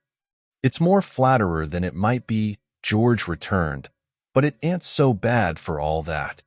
To set the mind of his mistress at rest, he took a sip, amounting in quantity to a pint or thereabouts, from the stone bottle, and then smacked his lips, winked his eye, and nodded his head. No doubt with the same amiable desire, he immediately resumed his knife and fork, as a practical assurance that the beer had wrought no bad effect upon his appetite. The lady of the caravan looked on approvingly for some time, and then said, "Have you nearly finished?" "Wery nigh, mum." And indeed, after scraping the dish all round with his knife and carrying the choice brown morsels to his mouth, and after taking such a scientific pull at the stone bottle that, by degrees almost imperceptible to the sight, his head went further and further back until he lay nearly at his full length upon the ground, this gentleman declared himself quite disengaged and came forth from his retreat. "I hope I haven't hurried you, George," said his mistress, who appeared to have a great sympathy with his late pursuit. "If you have," returned the follower, wisely reserving himself for any favorable contingency that might occur, "we must make up for it next time, that's all." "We are not a heavy load, George." "That's always what the ladies say," replied the man, looking a long way round, as if he were appealing to nature in general against such monstrous propositions. "If you see a woman a-driving, you'll always perceive that she never will keep her whip still. The horse can't go fast enough for her. If cattle have got their proper load, you never can persuade a woman that they'll not bear something more. What is the cause of this here? Would these two travelers make much difference to the horses if we took them with us?" asked his mistress, offering no reply to the philosophical inquiry, and pointing to Nell and the old man, who were painfully preparing to resume their journey on foot. "They'd make a difference in course," said George doggedly. "Would they make much difference?" repeated his mistress. "They can't be very heavy." "The weight o' the pair, mum," said George, eyeing them with the look of a man who was calculating within half an ounce or so, "would be a trifle under that of Oliver Cromwell." Nell was very much surprised that the man should be so accurately acquainted with the weight of one whom she had read of in books as having lived considerably before their time, but speedily forgot the subject in the joy of hearing that they were to go forward in the caravan, for which she thanked its lady with unaffected earnestness.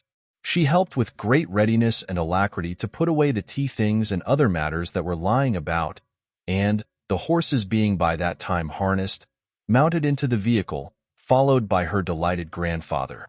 Their patroness then shut the door and sat herself down by her drum at an open window, and, the steps being struck by George and stowed under the carriage, away they went, with a great noise of flapping and creaking and straining, and the bright brass knocker, which nobody ever knocked at, knocking one perpetual double knock of its own accord as they jolted heavily along. Chapter 27. When they had traveled slowly forward for some short distance, Nell ventured to steal a look round the caravan and observe it more closely. One half of it, that moiety in which the comfortable proprietress was then seated, was carpeted, and so partitioned off at the further end as to accommodate a sleeping place, constructed after the fashion of a berth on board ship, which was shaded, like the little windows, with fair white curtains, and looked comfortable enough, though by what kind of gymnastic exercise the lady of the caravan ever contrived to get into it was an unfathomable mystery. The other half served for a kitchen, and was fitted up with a stove whose small chimney passed through the roof. It held also a closet or larder, several chests, a great pitcher of water, and a few cooking utensils and articles of crockery. These latter necessaries hung upon the walls, which, in that portion of the establishment devoted to the lady of the caravan, were ornamented with such gayer and lighter decorations as a triangle and a couple of well-thumbed tambourines. The lady of the caravan sat at one window in all the pride and poetry of the musical instruments, and little Nell and her grandfather sat at the other in all the humility of the kettle and saucepans, while the machine jogged on and shifted the darkening prospect very slowly. At first the two travelers spoke little, and only in whispers, but as they grew more familiar with the place they ventured to converse with greater freedom, and talked about the country through which they were passing, and the different objects that presented themselves, until the old man fell asleep, which the lady of the caravan observing, invited Nell to come and sit beside her. "Well, child," she said, "how do you like this way of traveling?" Nell replied that she thought it was very pleasant indeed, to which the lady assented in the case of people who had their spirits. For herself, she said, she was troubled with a lowness in that respect which required a constant stimulant, though whether the aforesaid stimulant was derived from the suspicious bottle of which mention has been already made or from other sources, she did not say. "That's the happiness of you young people," she continued. "You don't know what it is to be low in your feelings. You always have your appetites too, and what a comfort that is." Nell thought that she could sometimes dispense with her own appetite very conveniently, and thought, moreover, that there was nothing either in the lady's personal appearance or in her manner of taking tea to lead to the conclusion that her natural relish for meat and drink had at all failed her. She silently assented, however, as in duty bound, to what the lady had said, and waited until she should speak again. Instead of speaking, however, she sat looking at the child for a long time in silence, and then getting up, brought out from a corner a large roll of canvas about a yard in width, which she laid upon the floor and spread open with her foot until it nearly reached from one end of the caravan to the other. "There, child," she said, "read that." Nell walked down it and read aloud, in enormous black letters, the inscription, "Jarley's Waxwork." "Read it again," said the lady, complacently. "Jarley's Waxwork," repeated Nell. "That's me," said the lady. "I am Mrs. Jarley," giving the child an encouraging look, intended to reassure her and let her know that, although she stood in the presence of the original Jarley, she must not allow herself to be utterly overwhelmed and borne down.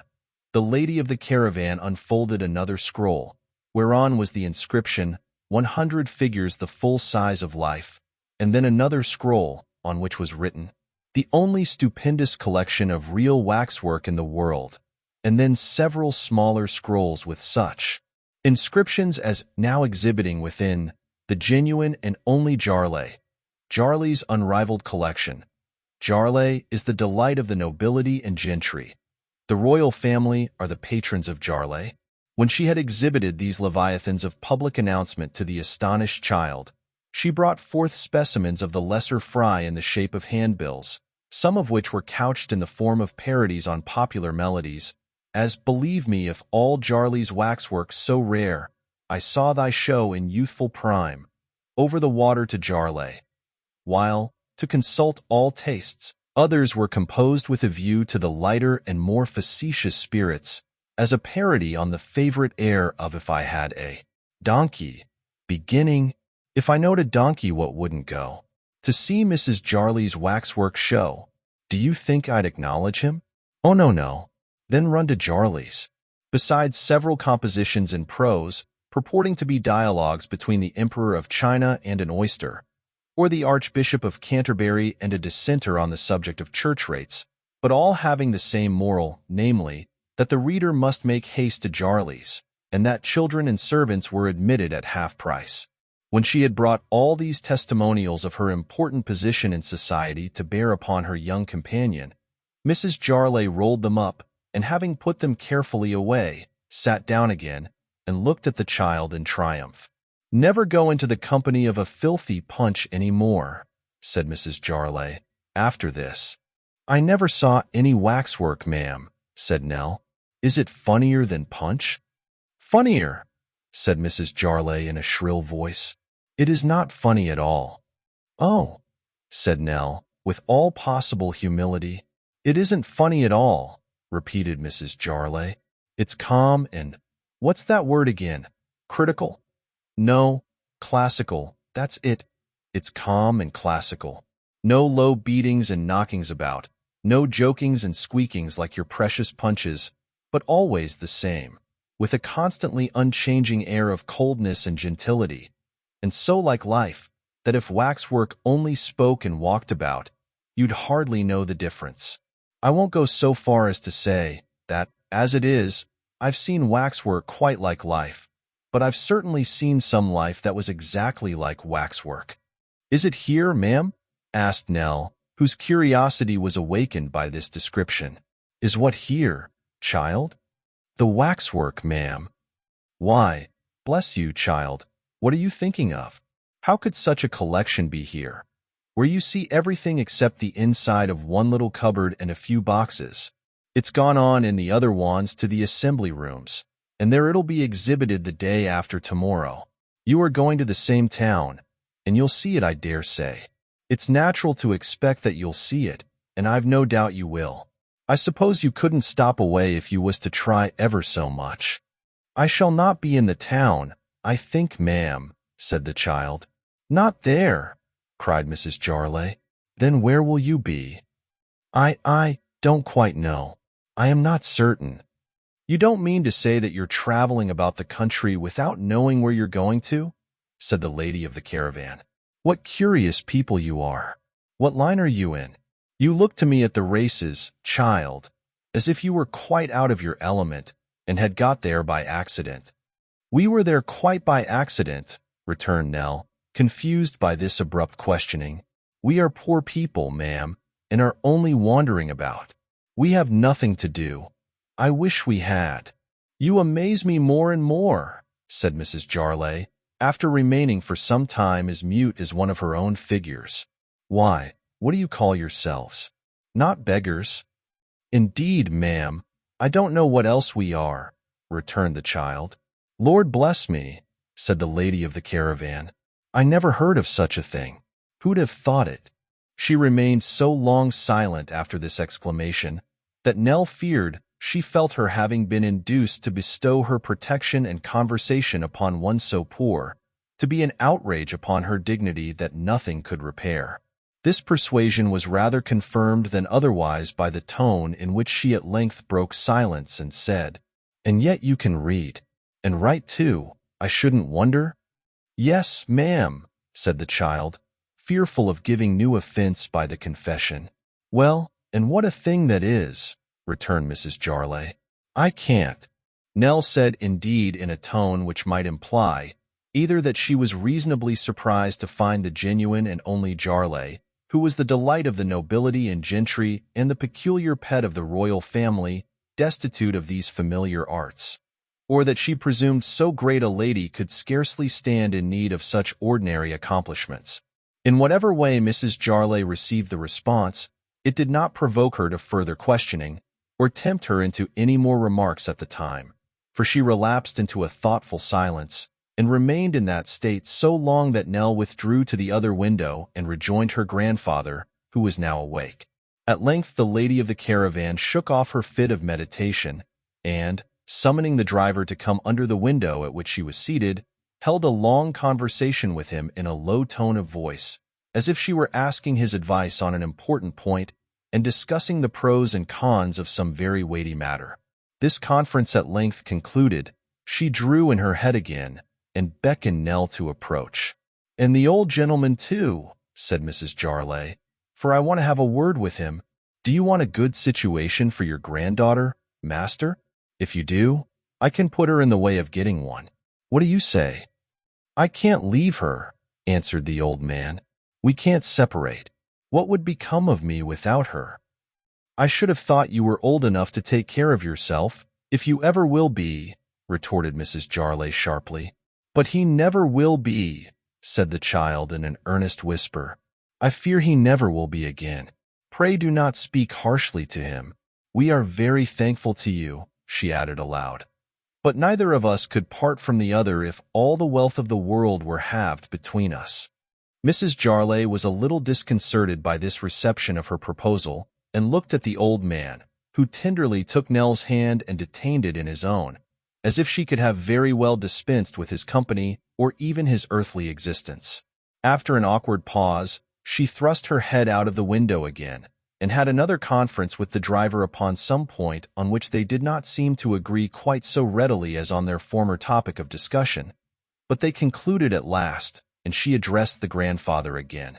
"If you're really disposed to employ yourself," said Mrs. Jarley, "there would be plenty for you to do in the way of helping to dust the figures, and take the checks, and so forth. What I want your granddaughter for is to point him out to the company. They would be soon learnt, and she has a way with her that people wouldn't think unpleasant, though she does come after me.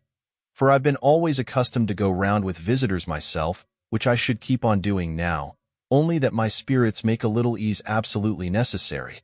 It's not a common offer, bear in mind," said the lady, rising into the tone and manner in which she was accustomed to address her audiences. "It's Jarley's waxwork, remember.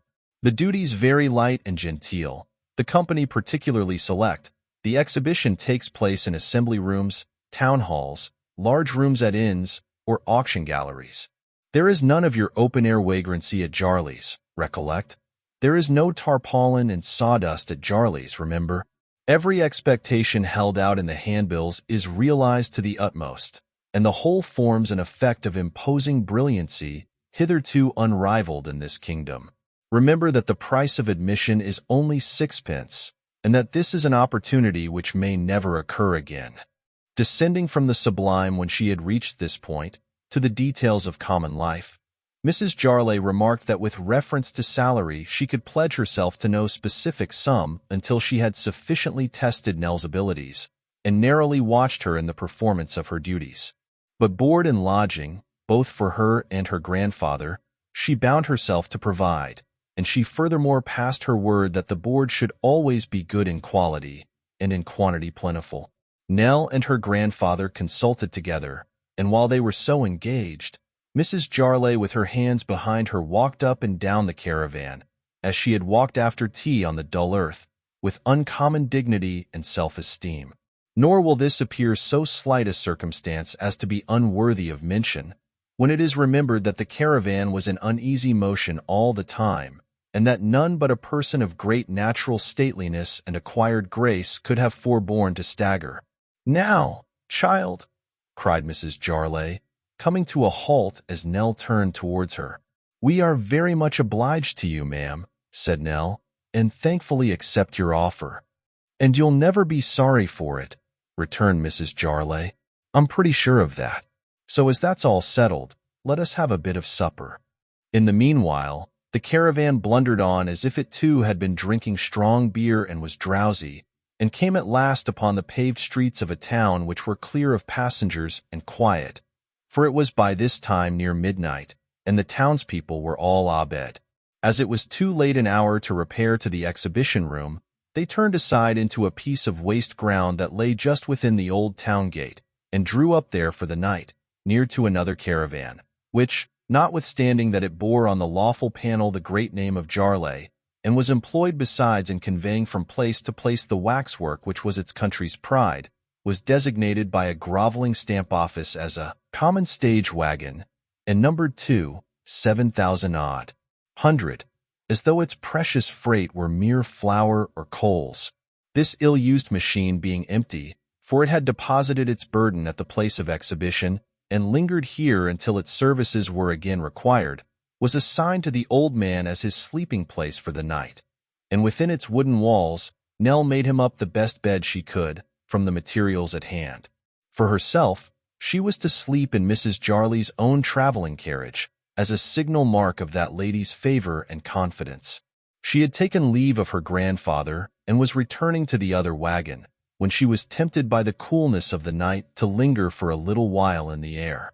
The moon was shining down upon the old gateway of the town, leaving the low archway very black and dark, and with a mingled sensation of curiosity and fear, she slowly approached the gate and stood still to look up at it, wondering to see how dark and grim and old and cold it looked. There was an empty niche from which some old statue had fallen or been carried away hundreds of years ago, and she was thinking what strange people it must have looked down upon when it stood there, and how many hard struggles might have taken place, and how many murders might have been done, upon that silent spot, when there suddenly emerged from the black shade of the arch a man. The instant he appeared, she recognized him. Who could have failed to recognize in that instant the ugly, misshapen Quilp? The street beyond was so narrow, and the shadow of the houses on one side of the way so deep, that he seemed to have risen out of the earth. But there he was. The child withdrew into a dark corner, and saw him pass close to her. He had a stick in his hand, and, when he had got clear of the shadow of the gateway, he leant upon it, looked back, directly, as it seemed, towards where she stood, and beckoned. To her? Oh no, thank God, not to her. For as she stood, in an extremity of fear, hesitating whether to scream for help, or come from her hiding place and fly, before he should draw nearer, there issued slowly forth from the arch another figure, that of a boy, who carried on his back a trunk. "Faster, Sirrah!" cried Quilp, looking up at the old gateway, and showing in the moonlight like some monstrous image that had come down from its niche and was casting a backward glance at its old house. "Faster!" "It's a dreadful heavy load, sir," the boy pleaded. "I've come on very fast, considering." "You have come fast, considering," retorted Quilp. "You creep, you dog, you crawl, you measure distance like a worm. There are the chimes now, 12:30. He stopped to listen, and then turning upon the boy with a suddenness and ferocity that made him start, asked at what hour that London coach passed the corner of the road. The boy replied, "At 1. "Come on then," said Quilp, "or I shall be too late. Faster! Do you hear me? Faster!" The boy made all the speed he could, and Quilp led onward, constantly turning back to threaten him and urge him to greater haste. Nell did not dare to move until they were out of sight and hearing, and then hurried to where she had left her grandfather, feeling as if the very passing of the dwarf so near him must have filled him with alarm and terror. But he was sleeping soundly, and she softly withdrew. As she was making her way to her own bed, she determined to say nothing of this adventure, as upon whatever errand the dwarf had come, and she feared it must have been in search of them, it was clear by his inquiry about the London coach that he was on his way homeward, and as he had passed through that place, it was but reasonable to suppose that they were safer from his inquiries there than they could be elsewhere. These reflections did not remove her own alarm, for she had been too much terrified to be easily composed, and felt as if she were hemmed in by a legion of Quilps, and the very air itself were filled with them. The delight of the nobility and gentry and the patronized of royalty had, by some process of self-abridgment known only to herself, got into her traveling bed, where she was snoring peacefully, while the large bonnet, carefully disposed upon the drum, was revealing its glories by the light of a dim lamp that swung from the roof. The child's bed was already made upon the floor, and it was a great comfort to her to hear the steps removed as soon as she had entered, and to know that all easy communication between persons outside and the brass knocker was by this means effectually prevented. Certain guttural sounds, too, which from time to time ascended through the floor of the caravan, and a rustling of straw in the same direction, apprised her that the driver was couched upon the ground beneath, and gave her an additional feeling of security. Notwithstanding these protections, she could get none but broken sleep by fits and starts all night, for fear of Quilp, who throughout her uneasy dreams was somehow connected with the waxwork, or was waxwork himself, or was Mrs. Jarley and waxwork too, or was himself, Mrs. Jarley, waxwork, and a barrel organ all in one, and yet not exactly any of them either. At length, towards break of day, that deep sleep came upon her which succeeds to weariness and overwatching, and which has no consciousness but one of overpowering and irresistible enjoyment. Chapter 28. Sleep hung upon the eyelids of the child so long that, when she awoke, Mrs. Jarley was already decorated with her large bonnet and actively engaged in preparing breakfast. She received Nell's apology for being so late with perfect good humor, and said that she should not have roused her if she had slept on until noon. "Because it does you good," said the lady of the caravan, "when you're tired, to sleep as long as ever you can, and get the fatigue quite off. And that's another blessing of your time of life. You can sleep so very sound." "Have you had a bad night, ma'am?" asked Nell.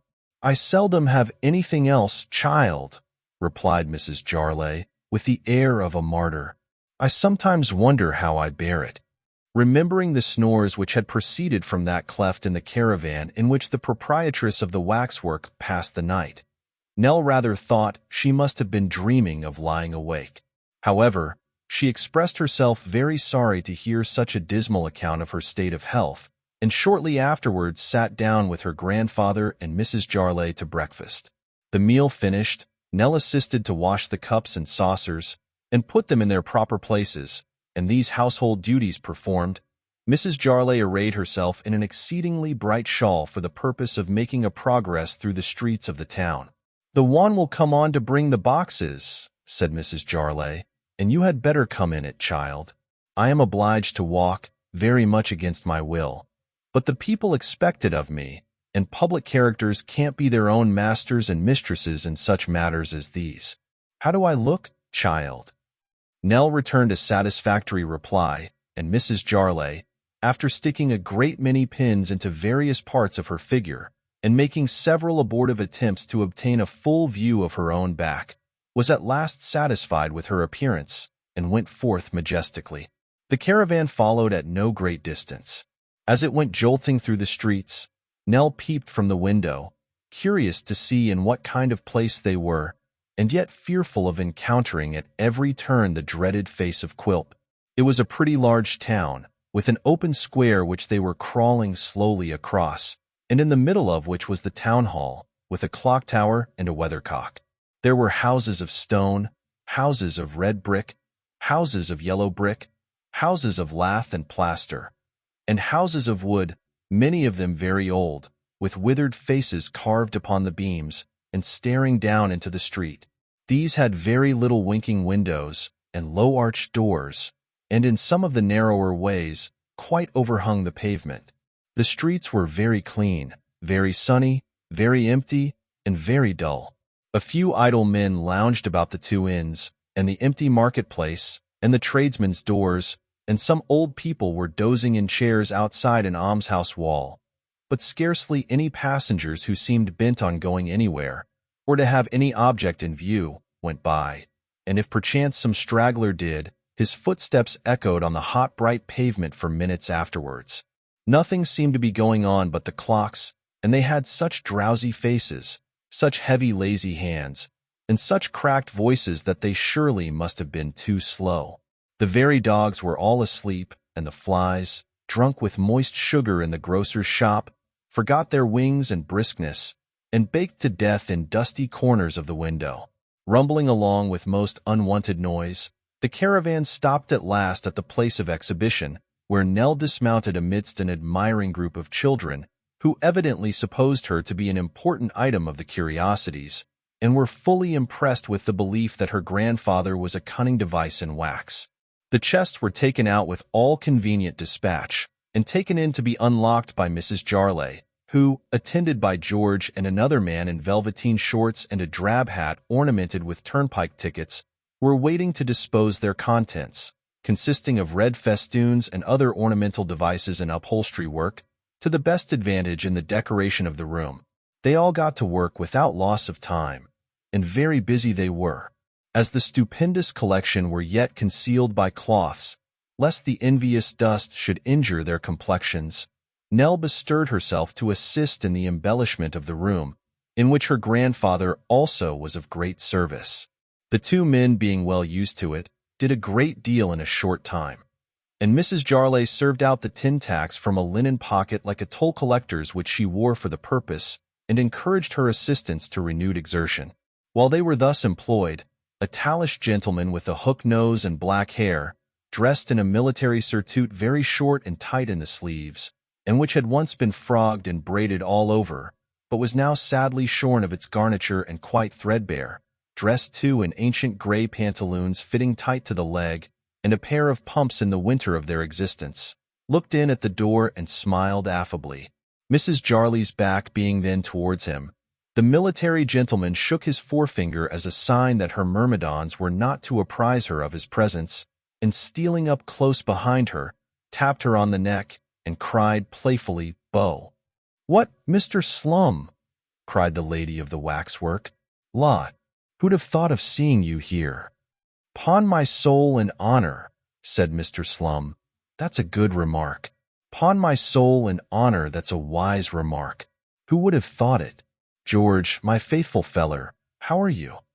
George received this advance with a surly indifference, observing that he was well enough for the matter of that, and hammering lustily all the time.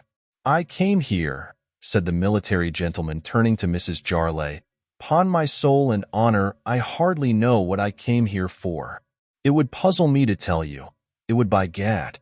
I wanted a little inspiration, a little freshening up, a little change of ideas, and 'pon my soul and honor," said the military gentleman, checking himself and looking round the room, "what a devilish classical thing this is. By gad, it's quite Minervian." "It'll look well enough when it comes to be finished," observed Mrs. Jarley. "Well enough," said Mr. Slum. "Will you believe me when I say it's the delight of my life to have dabbled in poetry, when I think I've exercised my pen upon this charming theme? By the way, any orders? Is there any little thing I can do for you?" "It comes so very expensive, sir," replied Mrs. Jarley, "and I really don't think it does much good." "Hush! No, no," returned Mr. Slum, elevating his hand. "No fibs. I'll not hear it. Don't say it don't do good. Don't say it. I know better." "I don't think it does," said Mrs. Jarley. "Ha! Ha!" cried Mr. Slum. "You're giving way, you're coming down.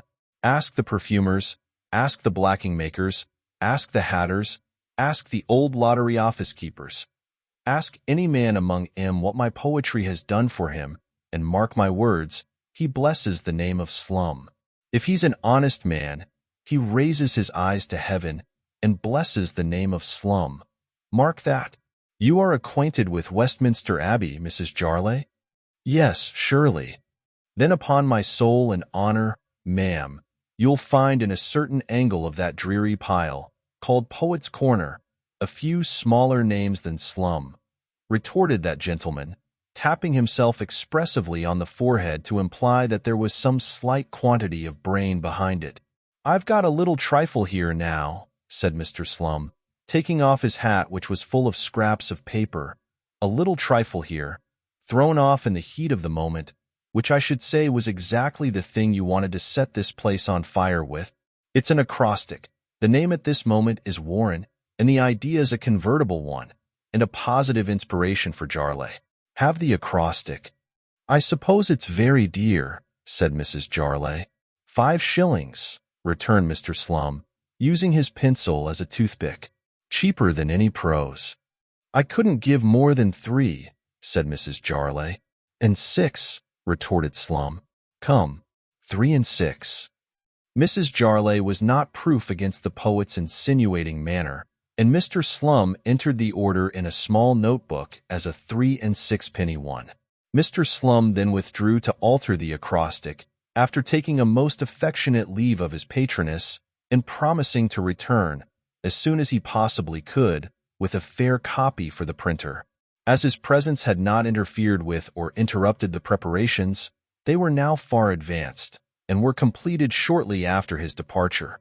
When the festoons were all put up as tastily as they might be, the stupendous collection was uncovered, and there were displayed, on a raised platform some 2 feet from the floor, running round the room and parted from the rude public by a crimson rope breast-high, divers sprightly effigies of celebrated characters, singly and in groups, clad in glittering dresses of various climes and times, and standing more or less unsteadily upon their legs, with their eyes very wide open and their nostrils very much inflated, and the muscles of their legs and arms very strongly developed, and all their countenances expressing great surprise. All the gentlemen were very pigeon-breasted and very blue about the beards, and all the ladies were miraculous figures, and all the ladies and all the gentlemen were looking intensely nowhere, and staring with extraordinary earnestness at nothing. When Nell had exhausted her first raptures at this glorious sight, Mrs. Jarley ordered the room to be cleared of all but herself and the child, and, sitting herself down in an armchair in the center, formally invested Nell with a willow wand, long used by herself for pointing out the characters, and was at great pains to instruct her in her duty. "That," said Mrs. Jarley in her exhibition tone, as Nell touched a figure at the beginning of the platform, "is an unfortunate maid of honor in the time of Queen Elizabeth, who died from pricking her finger in consequence of working upon a Sunday. Observe the blood which is trickling from her finger, also the gold-eyed needle of the period with which she is at work." All this Nell repeated twice or thrice, pointing to the finger and the needle at the right times, and then passed on to the next. "That, ladies and gentlemen," said Mrs. Jarley, "is Jasper Packlemerton of atrocious memory, who courted and married 14 wives, and destroyed them all by tickling the soles of their feet when they were sleeping in the consciousness of innocence and virtue. On being brought to the scaffold and asked if he was sorry for what he had done, he replied yes, he was sorry for having let him off so easy, and hoped all Christian husbands would pardon him the offense. Let this be a warning to all young ladies to be particular in the character of the gentleman of their choice.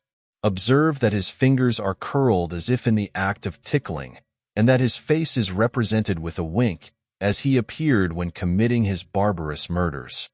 When Nell knew all about Mr. Packlemerton, and could say it without faltering, Mrs. Jarley passed on to the fat man, and then to the thin man, the tall man, the short man, the old lady who died of dancing at 132, the wild boy of the woods, the woman who poisoned 14 families with pickled walnuts, and other historical characters and interesting but misguided individuals.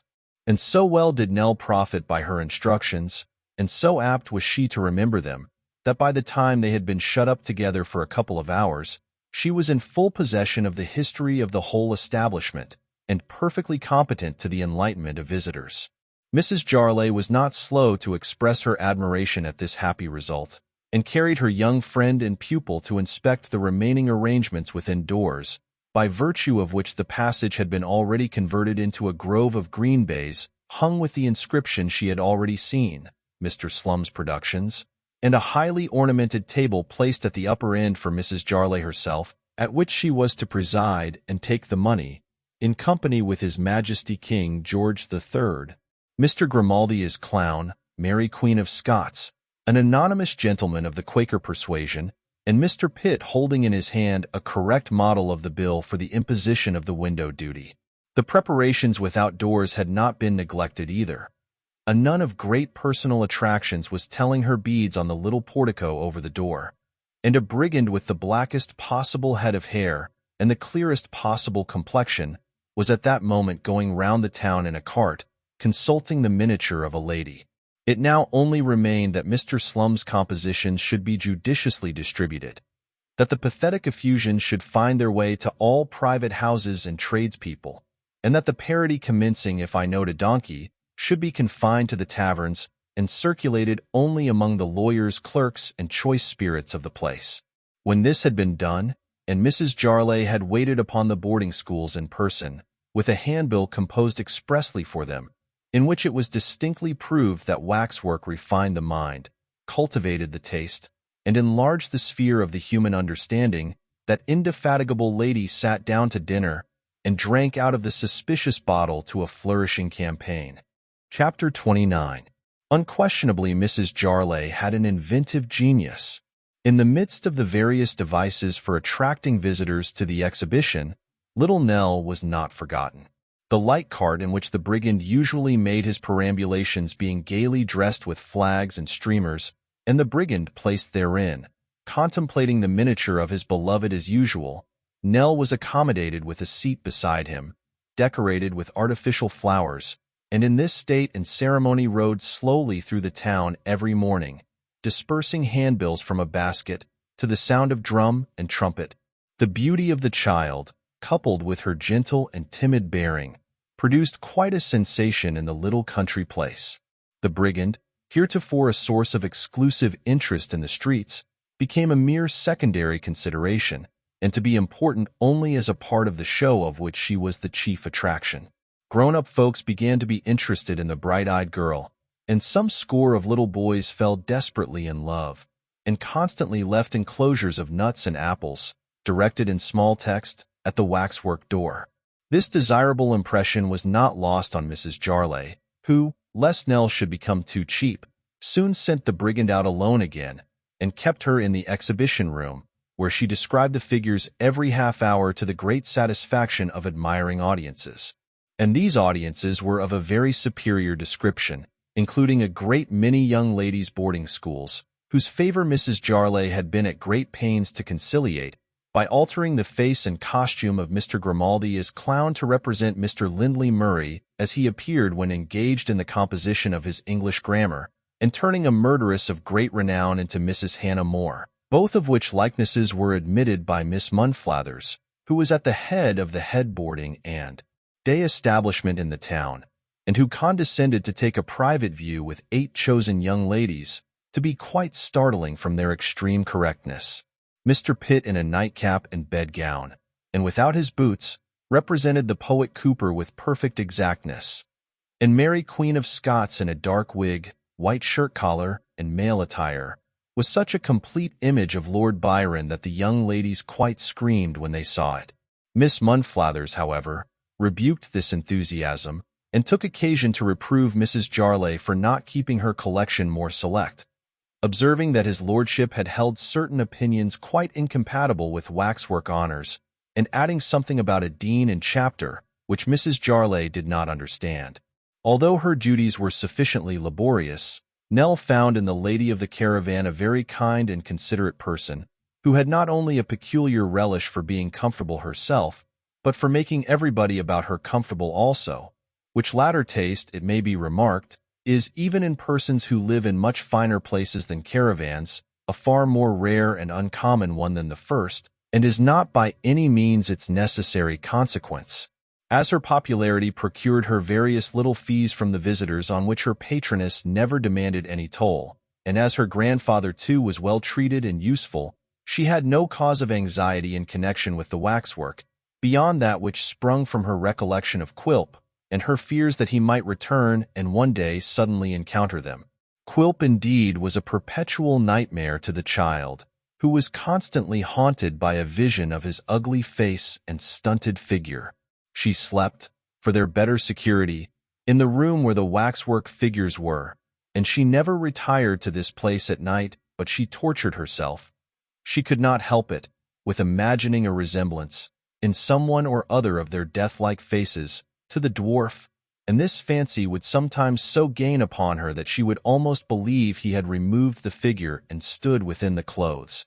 Then there were so many of them with their great glassy eyes, and, as they stood one behind the other all about her bed, they looked so like living creatures, and yet so unlike in their grim stillness and silence, that she had a kind of terror of them for their own sakes, and would often lie watching their dusky figures until she was obliged to rise and light a candle, or go and sit at the open window and feel a companionship in the bright stars.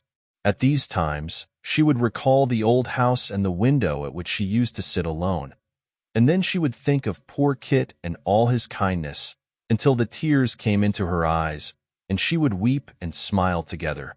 Often and anxiously at this silent hour, her thoughts reverted to her grandfather, and she would wonder how much he remembered of their former life, and whether he was ever really mindful of the change in their condition and of their late helplessness and destitution. When they were wandering about, she seldom thought of this, but now she could not help considering what would become of them if he fell sick, or her own strength were to fail her. He was very patient and willing, happy to execute any little task and glad to be of use. But he was in the same listless state, with no prospect of improvement, a mere child, a poor, thoughtless, vacant creature, a harmless, fond old man, susceptible of tender love and regard for her, and of pleasant and painful impressions, but alive to nothing more. It made her very sad to know that this was so sad to see it that sometimes when he sat idly by, smiling and nodding to her when she looked round, or when he caressed some little child and carried it to and fro, as he was fond of doing by the hour together, perplexed by its simple questions, yet patient under his own infirmity, and seeming almost conscious of it too, and humbled even before the mind of an infant. So sad it made her to see him thus, that she would burst into tears, and, withdrawing into some secret place, fall down upon her knees and pray that he might be restored. But the bitterness of her grief was not in beholding him in this condition, when he was at least content and tranquil, nor in her solitary meditations on his altered state, though these were trials for a young heart. Cause for deeper and heavier sorrow was yet to come. One evening, a holiday night with them, Nell and her grandfather went out to walk. They had been rather closely confined for some days, and the weather being warm, they strolled a long distance. Clear of the town, they took a footpath which struck through some pleasant fields, judging that it would terminate in the road they quitted and enable them to return that way.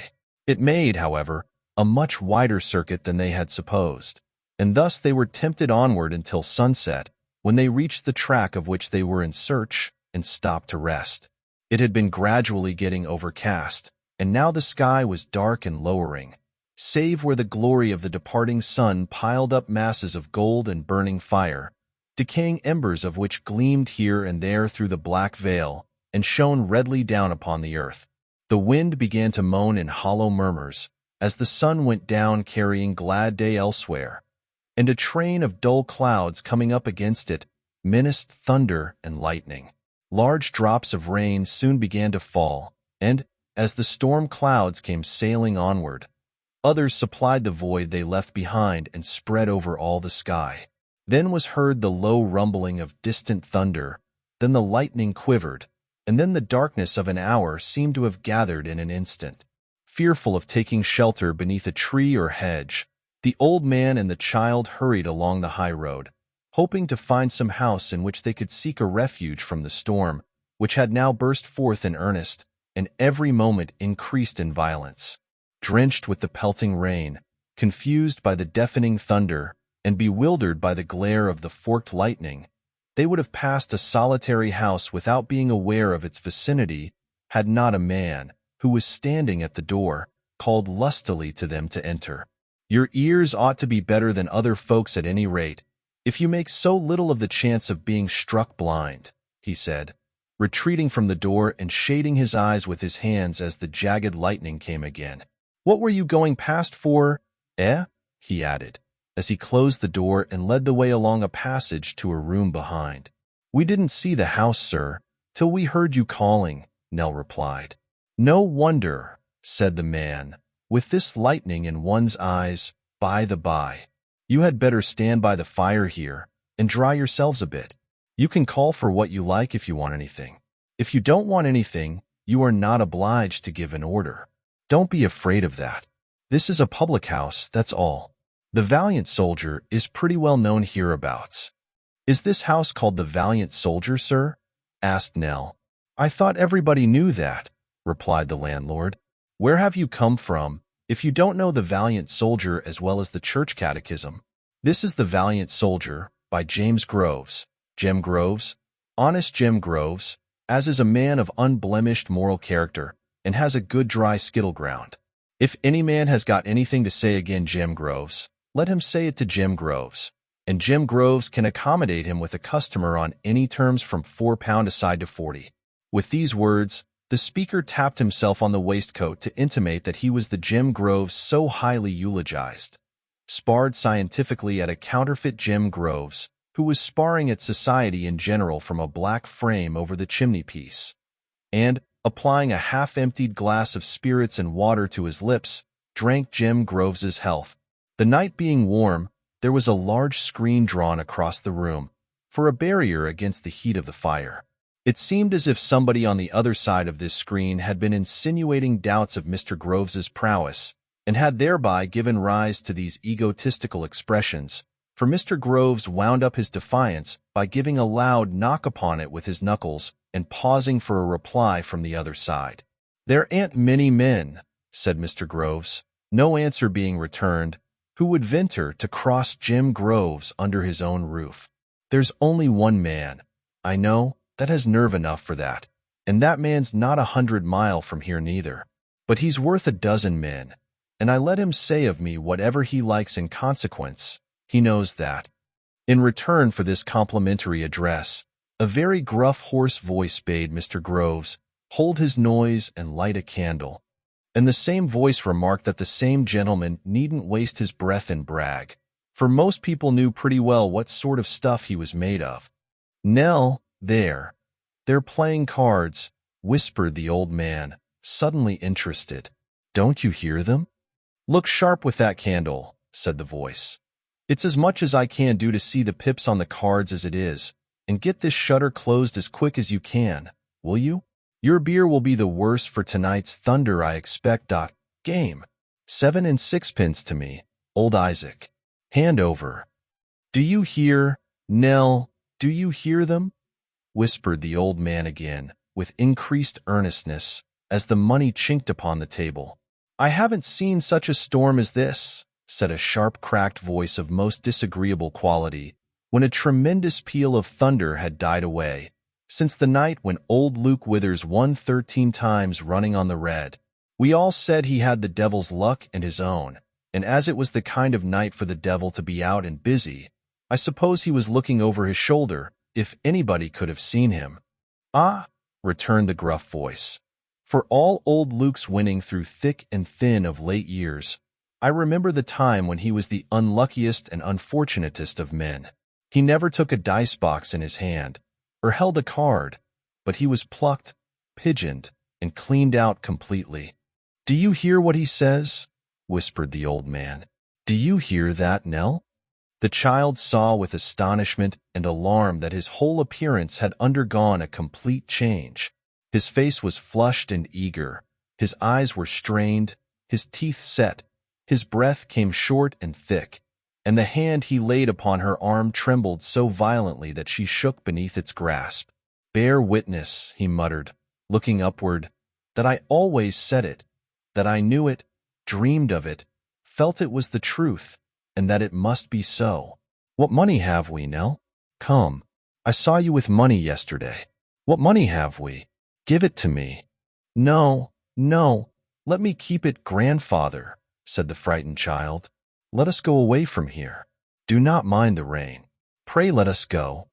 "Give it to me, I say," returned the old man fiercely. "Hush, hush, don't cry, Nell. If I spoke sharply, dear, I didn't mean it. It's for thy good. I have wronged thee, Nell, but I will right thee yet, I will indeed. Where is the money?" "Do not take it," said the child. "Pray do not take it, dear. For both our sakes let me keep it, or let me throw it away. Better let me throw it away, than you take it now. Let us go. Do let us go." "Give me the money," returned the old man. "I must have it. There, that's my dear Nell. I'll right thee one day, child. I'll right thee, never fear." She took from her pocket a little purse. He seized it with the same rapid impatience which had characterized his speech and hastily made his way to the other side of the screen. It was impossible to restrain him, and the trembling child followed close behind. The landlord had placed a light upon the table and was engaged in drawing the curtain of the window. The speakers whom they had heard were two men who had a pack of cards and some silver money between them, while upon the screen itself the games they had played were scored in chalk. The man with the rough voice was a burly fellow of middle age, with large black whiskers, broad cheeks, a coarse wide mouth and bull neck, which was pretty freely displayed as his shirt collar was only confined by a loose red neckerchief.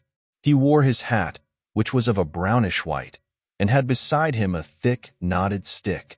The other man, whom his companion had called Isaac, was of a more slender figure, stooping and high in the shoulders, with a very ill-favored face and a most sinister and villainous squint. "Now, old gentleman," said Isaac, looking round, "do you know either of us? This side of the screen is private, sir." "No offense, I hope," returned the old man. "But by G, sir, there is offense," said the other, interrupting him, "when you intrude yourself upon a couple of gentlemen who are particularly engaged." "I had no intention to offend," said the old man, looking anxiously at the cards. "I thought that." "But you had no right to think, sir," retorted the other. "What the devil has a man at your time of life to do with thinking?" "Now, bully boy," said the stout man, raising his eyes from his cards for the first time, "can't you let him speak?" The landlord, who had apparently resolved to remain neutral until he knew which side of the question the stout man would espouse, chimed in at this place with, "To be sure, can't you let him speak, Isaac List?" "Can't I let him speak?" sneered Isaac in reply, mimicking as nearly as he could, in his shrill voice, the tones of the landlord. "Yes, I can let him speak, Jemmy Groves." "Well then, do it, will you?" said the landlord. Mr. List's squint assumed a portentous character, which seemed to threaten a prolongation of this controversy, when his companion, who had been looking sharply at the old man, put a timely stop to it. "Who knows," said he, with a cunning look, "but the gentleman may have civilly meant to ask if he might have the honor to take a hand with us." "I did mean it," cried the old man. "That is what I mean. That is what I want now." "I thought so," returned the same man. "Then who knows but the gentleman, anticipating our objection to play for love, civilly desired to play for money?" The old man replied by shaking the little purse in his eager hand, and then throwing it down upon the table, and gathering up the cards as a miser would clutch at gold. "Oh, that indeed," said Isaac. "If that's what the gentleman meant, I beg the gentleman's pardon. Is this the gentleman's little purse?" "A very pretty little purse." "Rather a light purse," added Isaac, throwing it into the air and catching it dexterously, "but enough to amuse a gentleman for half an hour or so." "We'll make a four-handed game of it, and take in Groves," said the stout man. "Come, Jemmy." The landlord, who conducted himself like one who was well used to such little parties, approached the table and took his seat. The child, in a perfect agony, drew her grandfather aside and implored him, even then, to come away. "Come, and we may be so happy," said the child. "We will be happy," replied the old man hastily. "Let me go, Nell. The means of happiness are on the cards and the dice. We must rise from little winnings to great. There's little to be won here, but great will come in time. I shall but win back my own, and it's all for thee, my darling." "God help us," cried the child. "Oh, what hard fortune brought us here." "Hush," rejoined the old man, laying his hand upon her mouth. "Fortune will not bear chiding. We must not reproach her, or she shuns us. I have found that out." "Now, mister," said the stout man, "if you're not coming yourself, give us the cards, will you?" "I am coming," cried the old man. "Sit thee down, Nell. Sit thee down and look on. Be of good heart. It's all for thee. All, every penny. I don't tell them, no, no, or else they wouldn't play, dreading the chance that such a cause must give me. Look at them. See what they are, and what thou art. Who doubts that we must win? The gentleman has thought better of it, and isn't coming, said Isaac, making as though he would rise from the table. I'm sorry the gentleman's daunted. Nothing venture, nothing have, but the gentleman knows best. Why, I am ready. You have all been slow but me, said the old man. I wonder who is more anxious to begin than I. As he spoke, he drew a chair to the table, and the other three closing round it at the same time, the game commenced. The child sat by and watched its progress with a troubled mind, regardless of the run of luck, and mindful only of the desperate passion which had its hold upon her grandfather. Losses and gains were to her alike. Exulting in some brief triumph or cast down by a defeat, there he sat so wild and restless, so feverishly and intensely anxious, so terribly eager, so ravenous for the paltry stakes, that she could have almost better borne to see him dead. And yet she was the innocent cause of all this torture, and he, gambling with such a savage thirst for gain as the most insatiable gambler never felt, had not one selfish thought. On the contrary, the other three, knaves and gamesters by their trade, while intent upon their game, were yet as cool and quiet as if every virtue had been centered in their breasts. Sometimes one would look up to smile to another, or to snuff the feeble candle, or to glance at the lightning as it shot through the open window and fluttering curtain, or to listen to some louder peal of thunder than the rest, with a kind of momentary impatience, as if it put him out. But there they sat, with a calm indifference to everything but their cards, perfect philosophers in appearance, and with no greater show of passion or excitement than if they had been made of stone. The storm had raged for full 3 hours. The lightning had grown fainter and less frequent. The thunder, from seeming to roll and break above their heads, had gradually died away into a deep hoarse distance. And still the game went on, and still the anxious child was quite forgotten. Chapter 30. At length the play came to an end, and Mr. Isaac List rose the only winner. Mat and the landlord bore their losses with professional fortitude. Isaac pocketed his gains with the air of a man who had quite made up his mind to win, all along, and was neither surprised nor pleased. Nell's little purse was exhausted, but although it lay empty by his side, and the other players had now risen from the table, the old man sat poring over the cards, dealing them as they had been dealt before, and turning up the different hands to see what each man would have held if they had still been playing. He was quite absorbed in this occupation, when the child drew near and laid her hand upon his shoulder, telling him it was near midnight. See the curse of poverty, Nell, he said, pointing to the packs he had spread out upon the table. If I could have gone on a little longer, only a little longer, the luck would have turned on my side. Yes, it's as plain as the marks upon the cards. See here, and there, and here again. Put them away, urged the child. Try to forget them. Try to forget them, he rejoined, raising his haggard face to hers and regarding her with an incredulous stare. To forget them? How are we ever to grow rich if I forget them? The child could only shake her head. No, no, Nell, said the old man, patting her cheek. They must not be forgotten. We must make amends for this as soon as we can. Patience, patience, and we'll right thee yet, I promise thee. Lose today, win tomorrow, and nothing can be won without anxiety and care. Nothing. Come, I am ready. Do you know what the time is?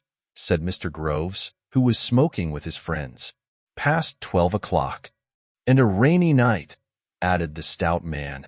The Valiant Soldier, by James Groves. Good beds. Cheap entertainment for man and beast, said Mr. Groves, quoting his signboard. 12:30 o'clock. It's very late, said the uneasy child.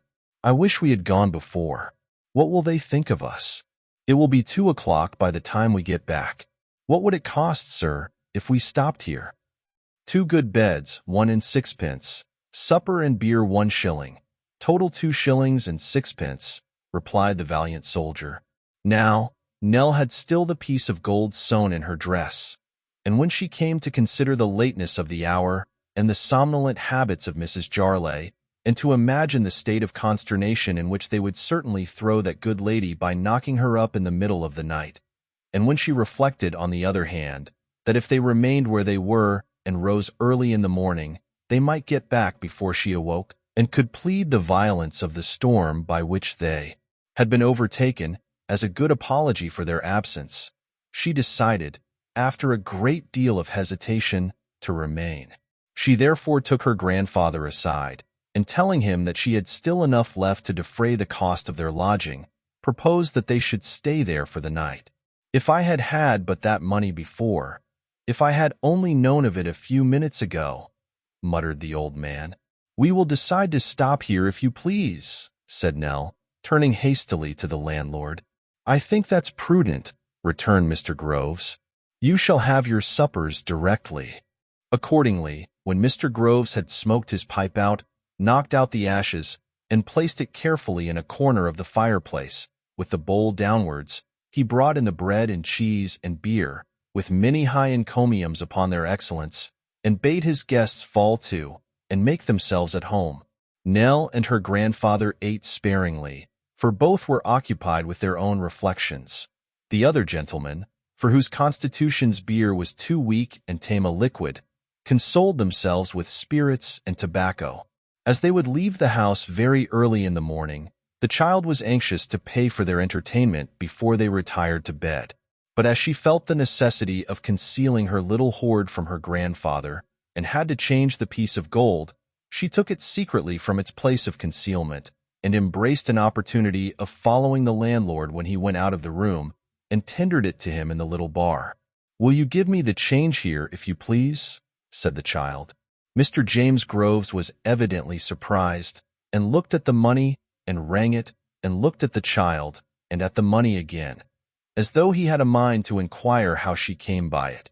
The coin being genuine, however, and changed at his house, he probably felt, like a wise landlord, that it was no business of his. At any rate, he counted out the change, and gave it her.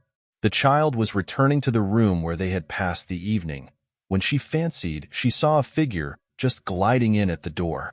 There was nothing but a long dark passage between this door and the place where she had changed the money, and being very certain that no person had passed in or out while she stood there, the thought struck her that she had been watched. But by whom? When she re-entered the room, she found its inmates exactly as she had left them. The stout fellow lay upon two chairs, resting his head on his hand, and the squinting man reposed in a similar attitude on the opposite side of the table. Between them sat her grandfather, looking intently at the winner with a kind of hungry admiration, and hanging upon his words as if he were some superior being. She was puzzled for a moment, and looked round to see if any else were there. No. Then she asked her grandfather in a whisper whether anybody had left the room while she was absent. "No," he said, "nobody." It must have been her fancy then. And yet it was strange that, without anything in her previous thoughts to lead to it, she should have imagined this figure so very distinctly. She was still wondering and thinking of it, when a girl came to light her to bed. The old man took leave of the company at the same time, and they went upstairs together. It was a great, rambling house, with dull corridors and wide staircases which the flaring candles seemed to make more gloomy. She left her grandfather in his chamber, and followed her guide to another, which was at the end of a passage, and approached by some half-dozen crazy steps. This was prepared for her. The girl lingered a little while to talk and tell her grievances. She had not a good place, she said. The wages were low, and the work was hard. She was going to leave it in a fortnight. The child couldn't recommend her to another, she supposed. Instead, she was afraid another would be difficult to get after living there, for the house had a very indifferent character.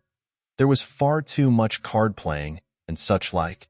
She was very much mistaken if some of the people who came there oftenest were quite as honest as they might be, but she wouldn't have it known that she had said so, for the world. Then there were some rambling allusions to a rejected sweetheart who had threatened to go a-soldiering, a final promise of knocking at the door early in the morning, and good night. The child did not feel comfortable when she was left alone.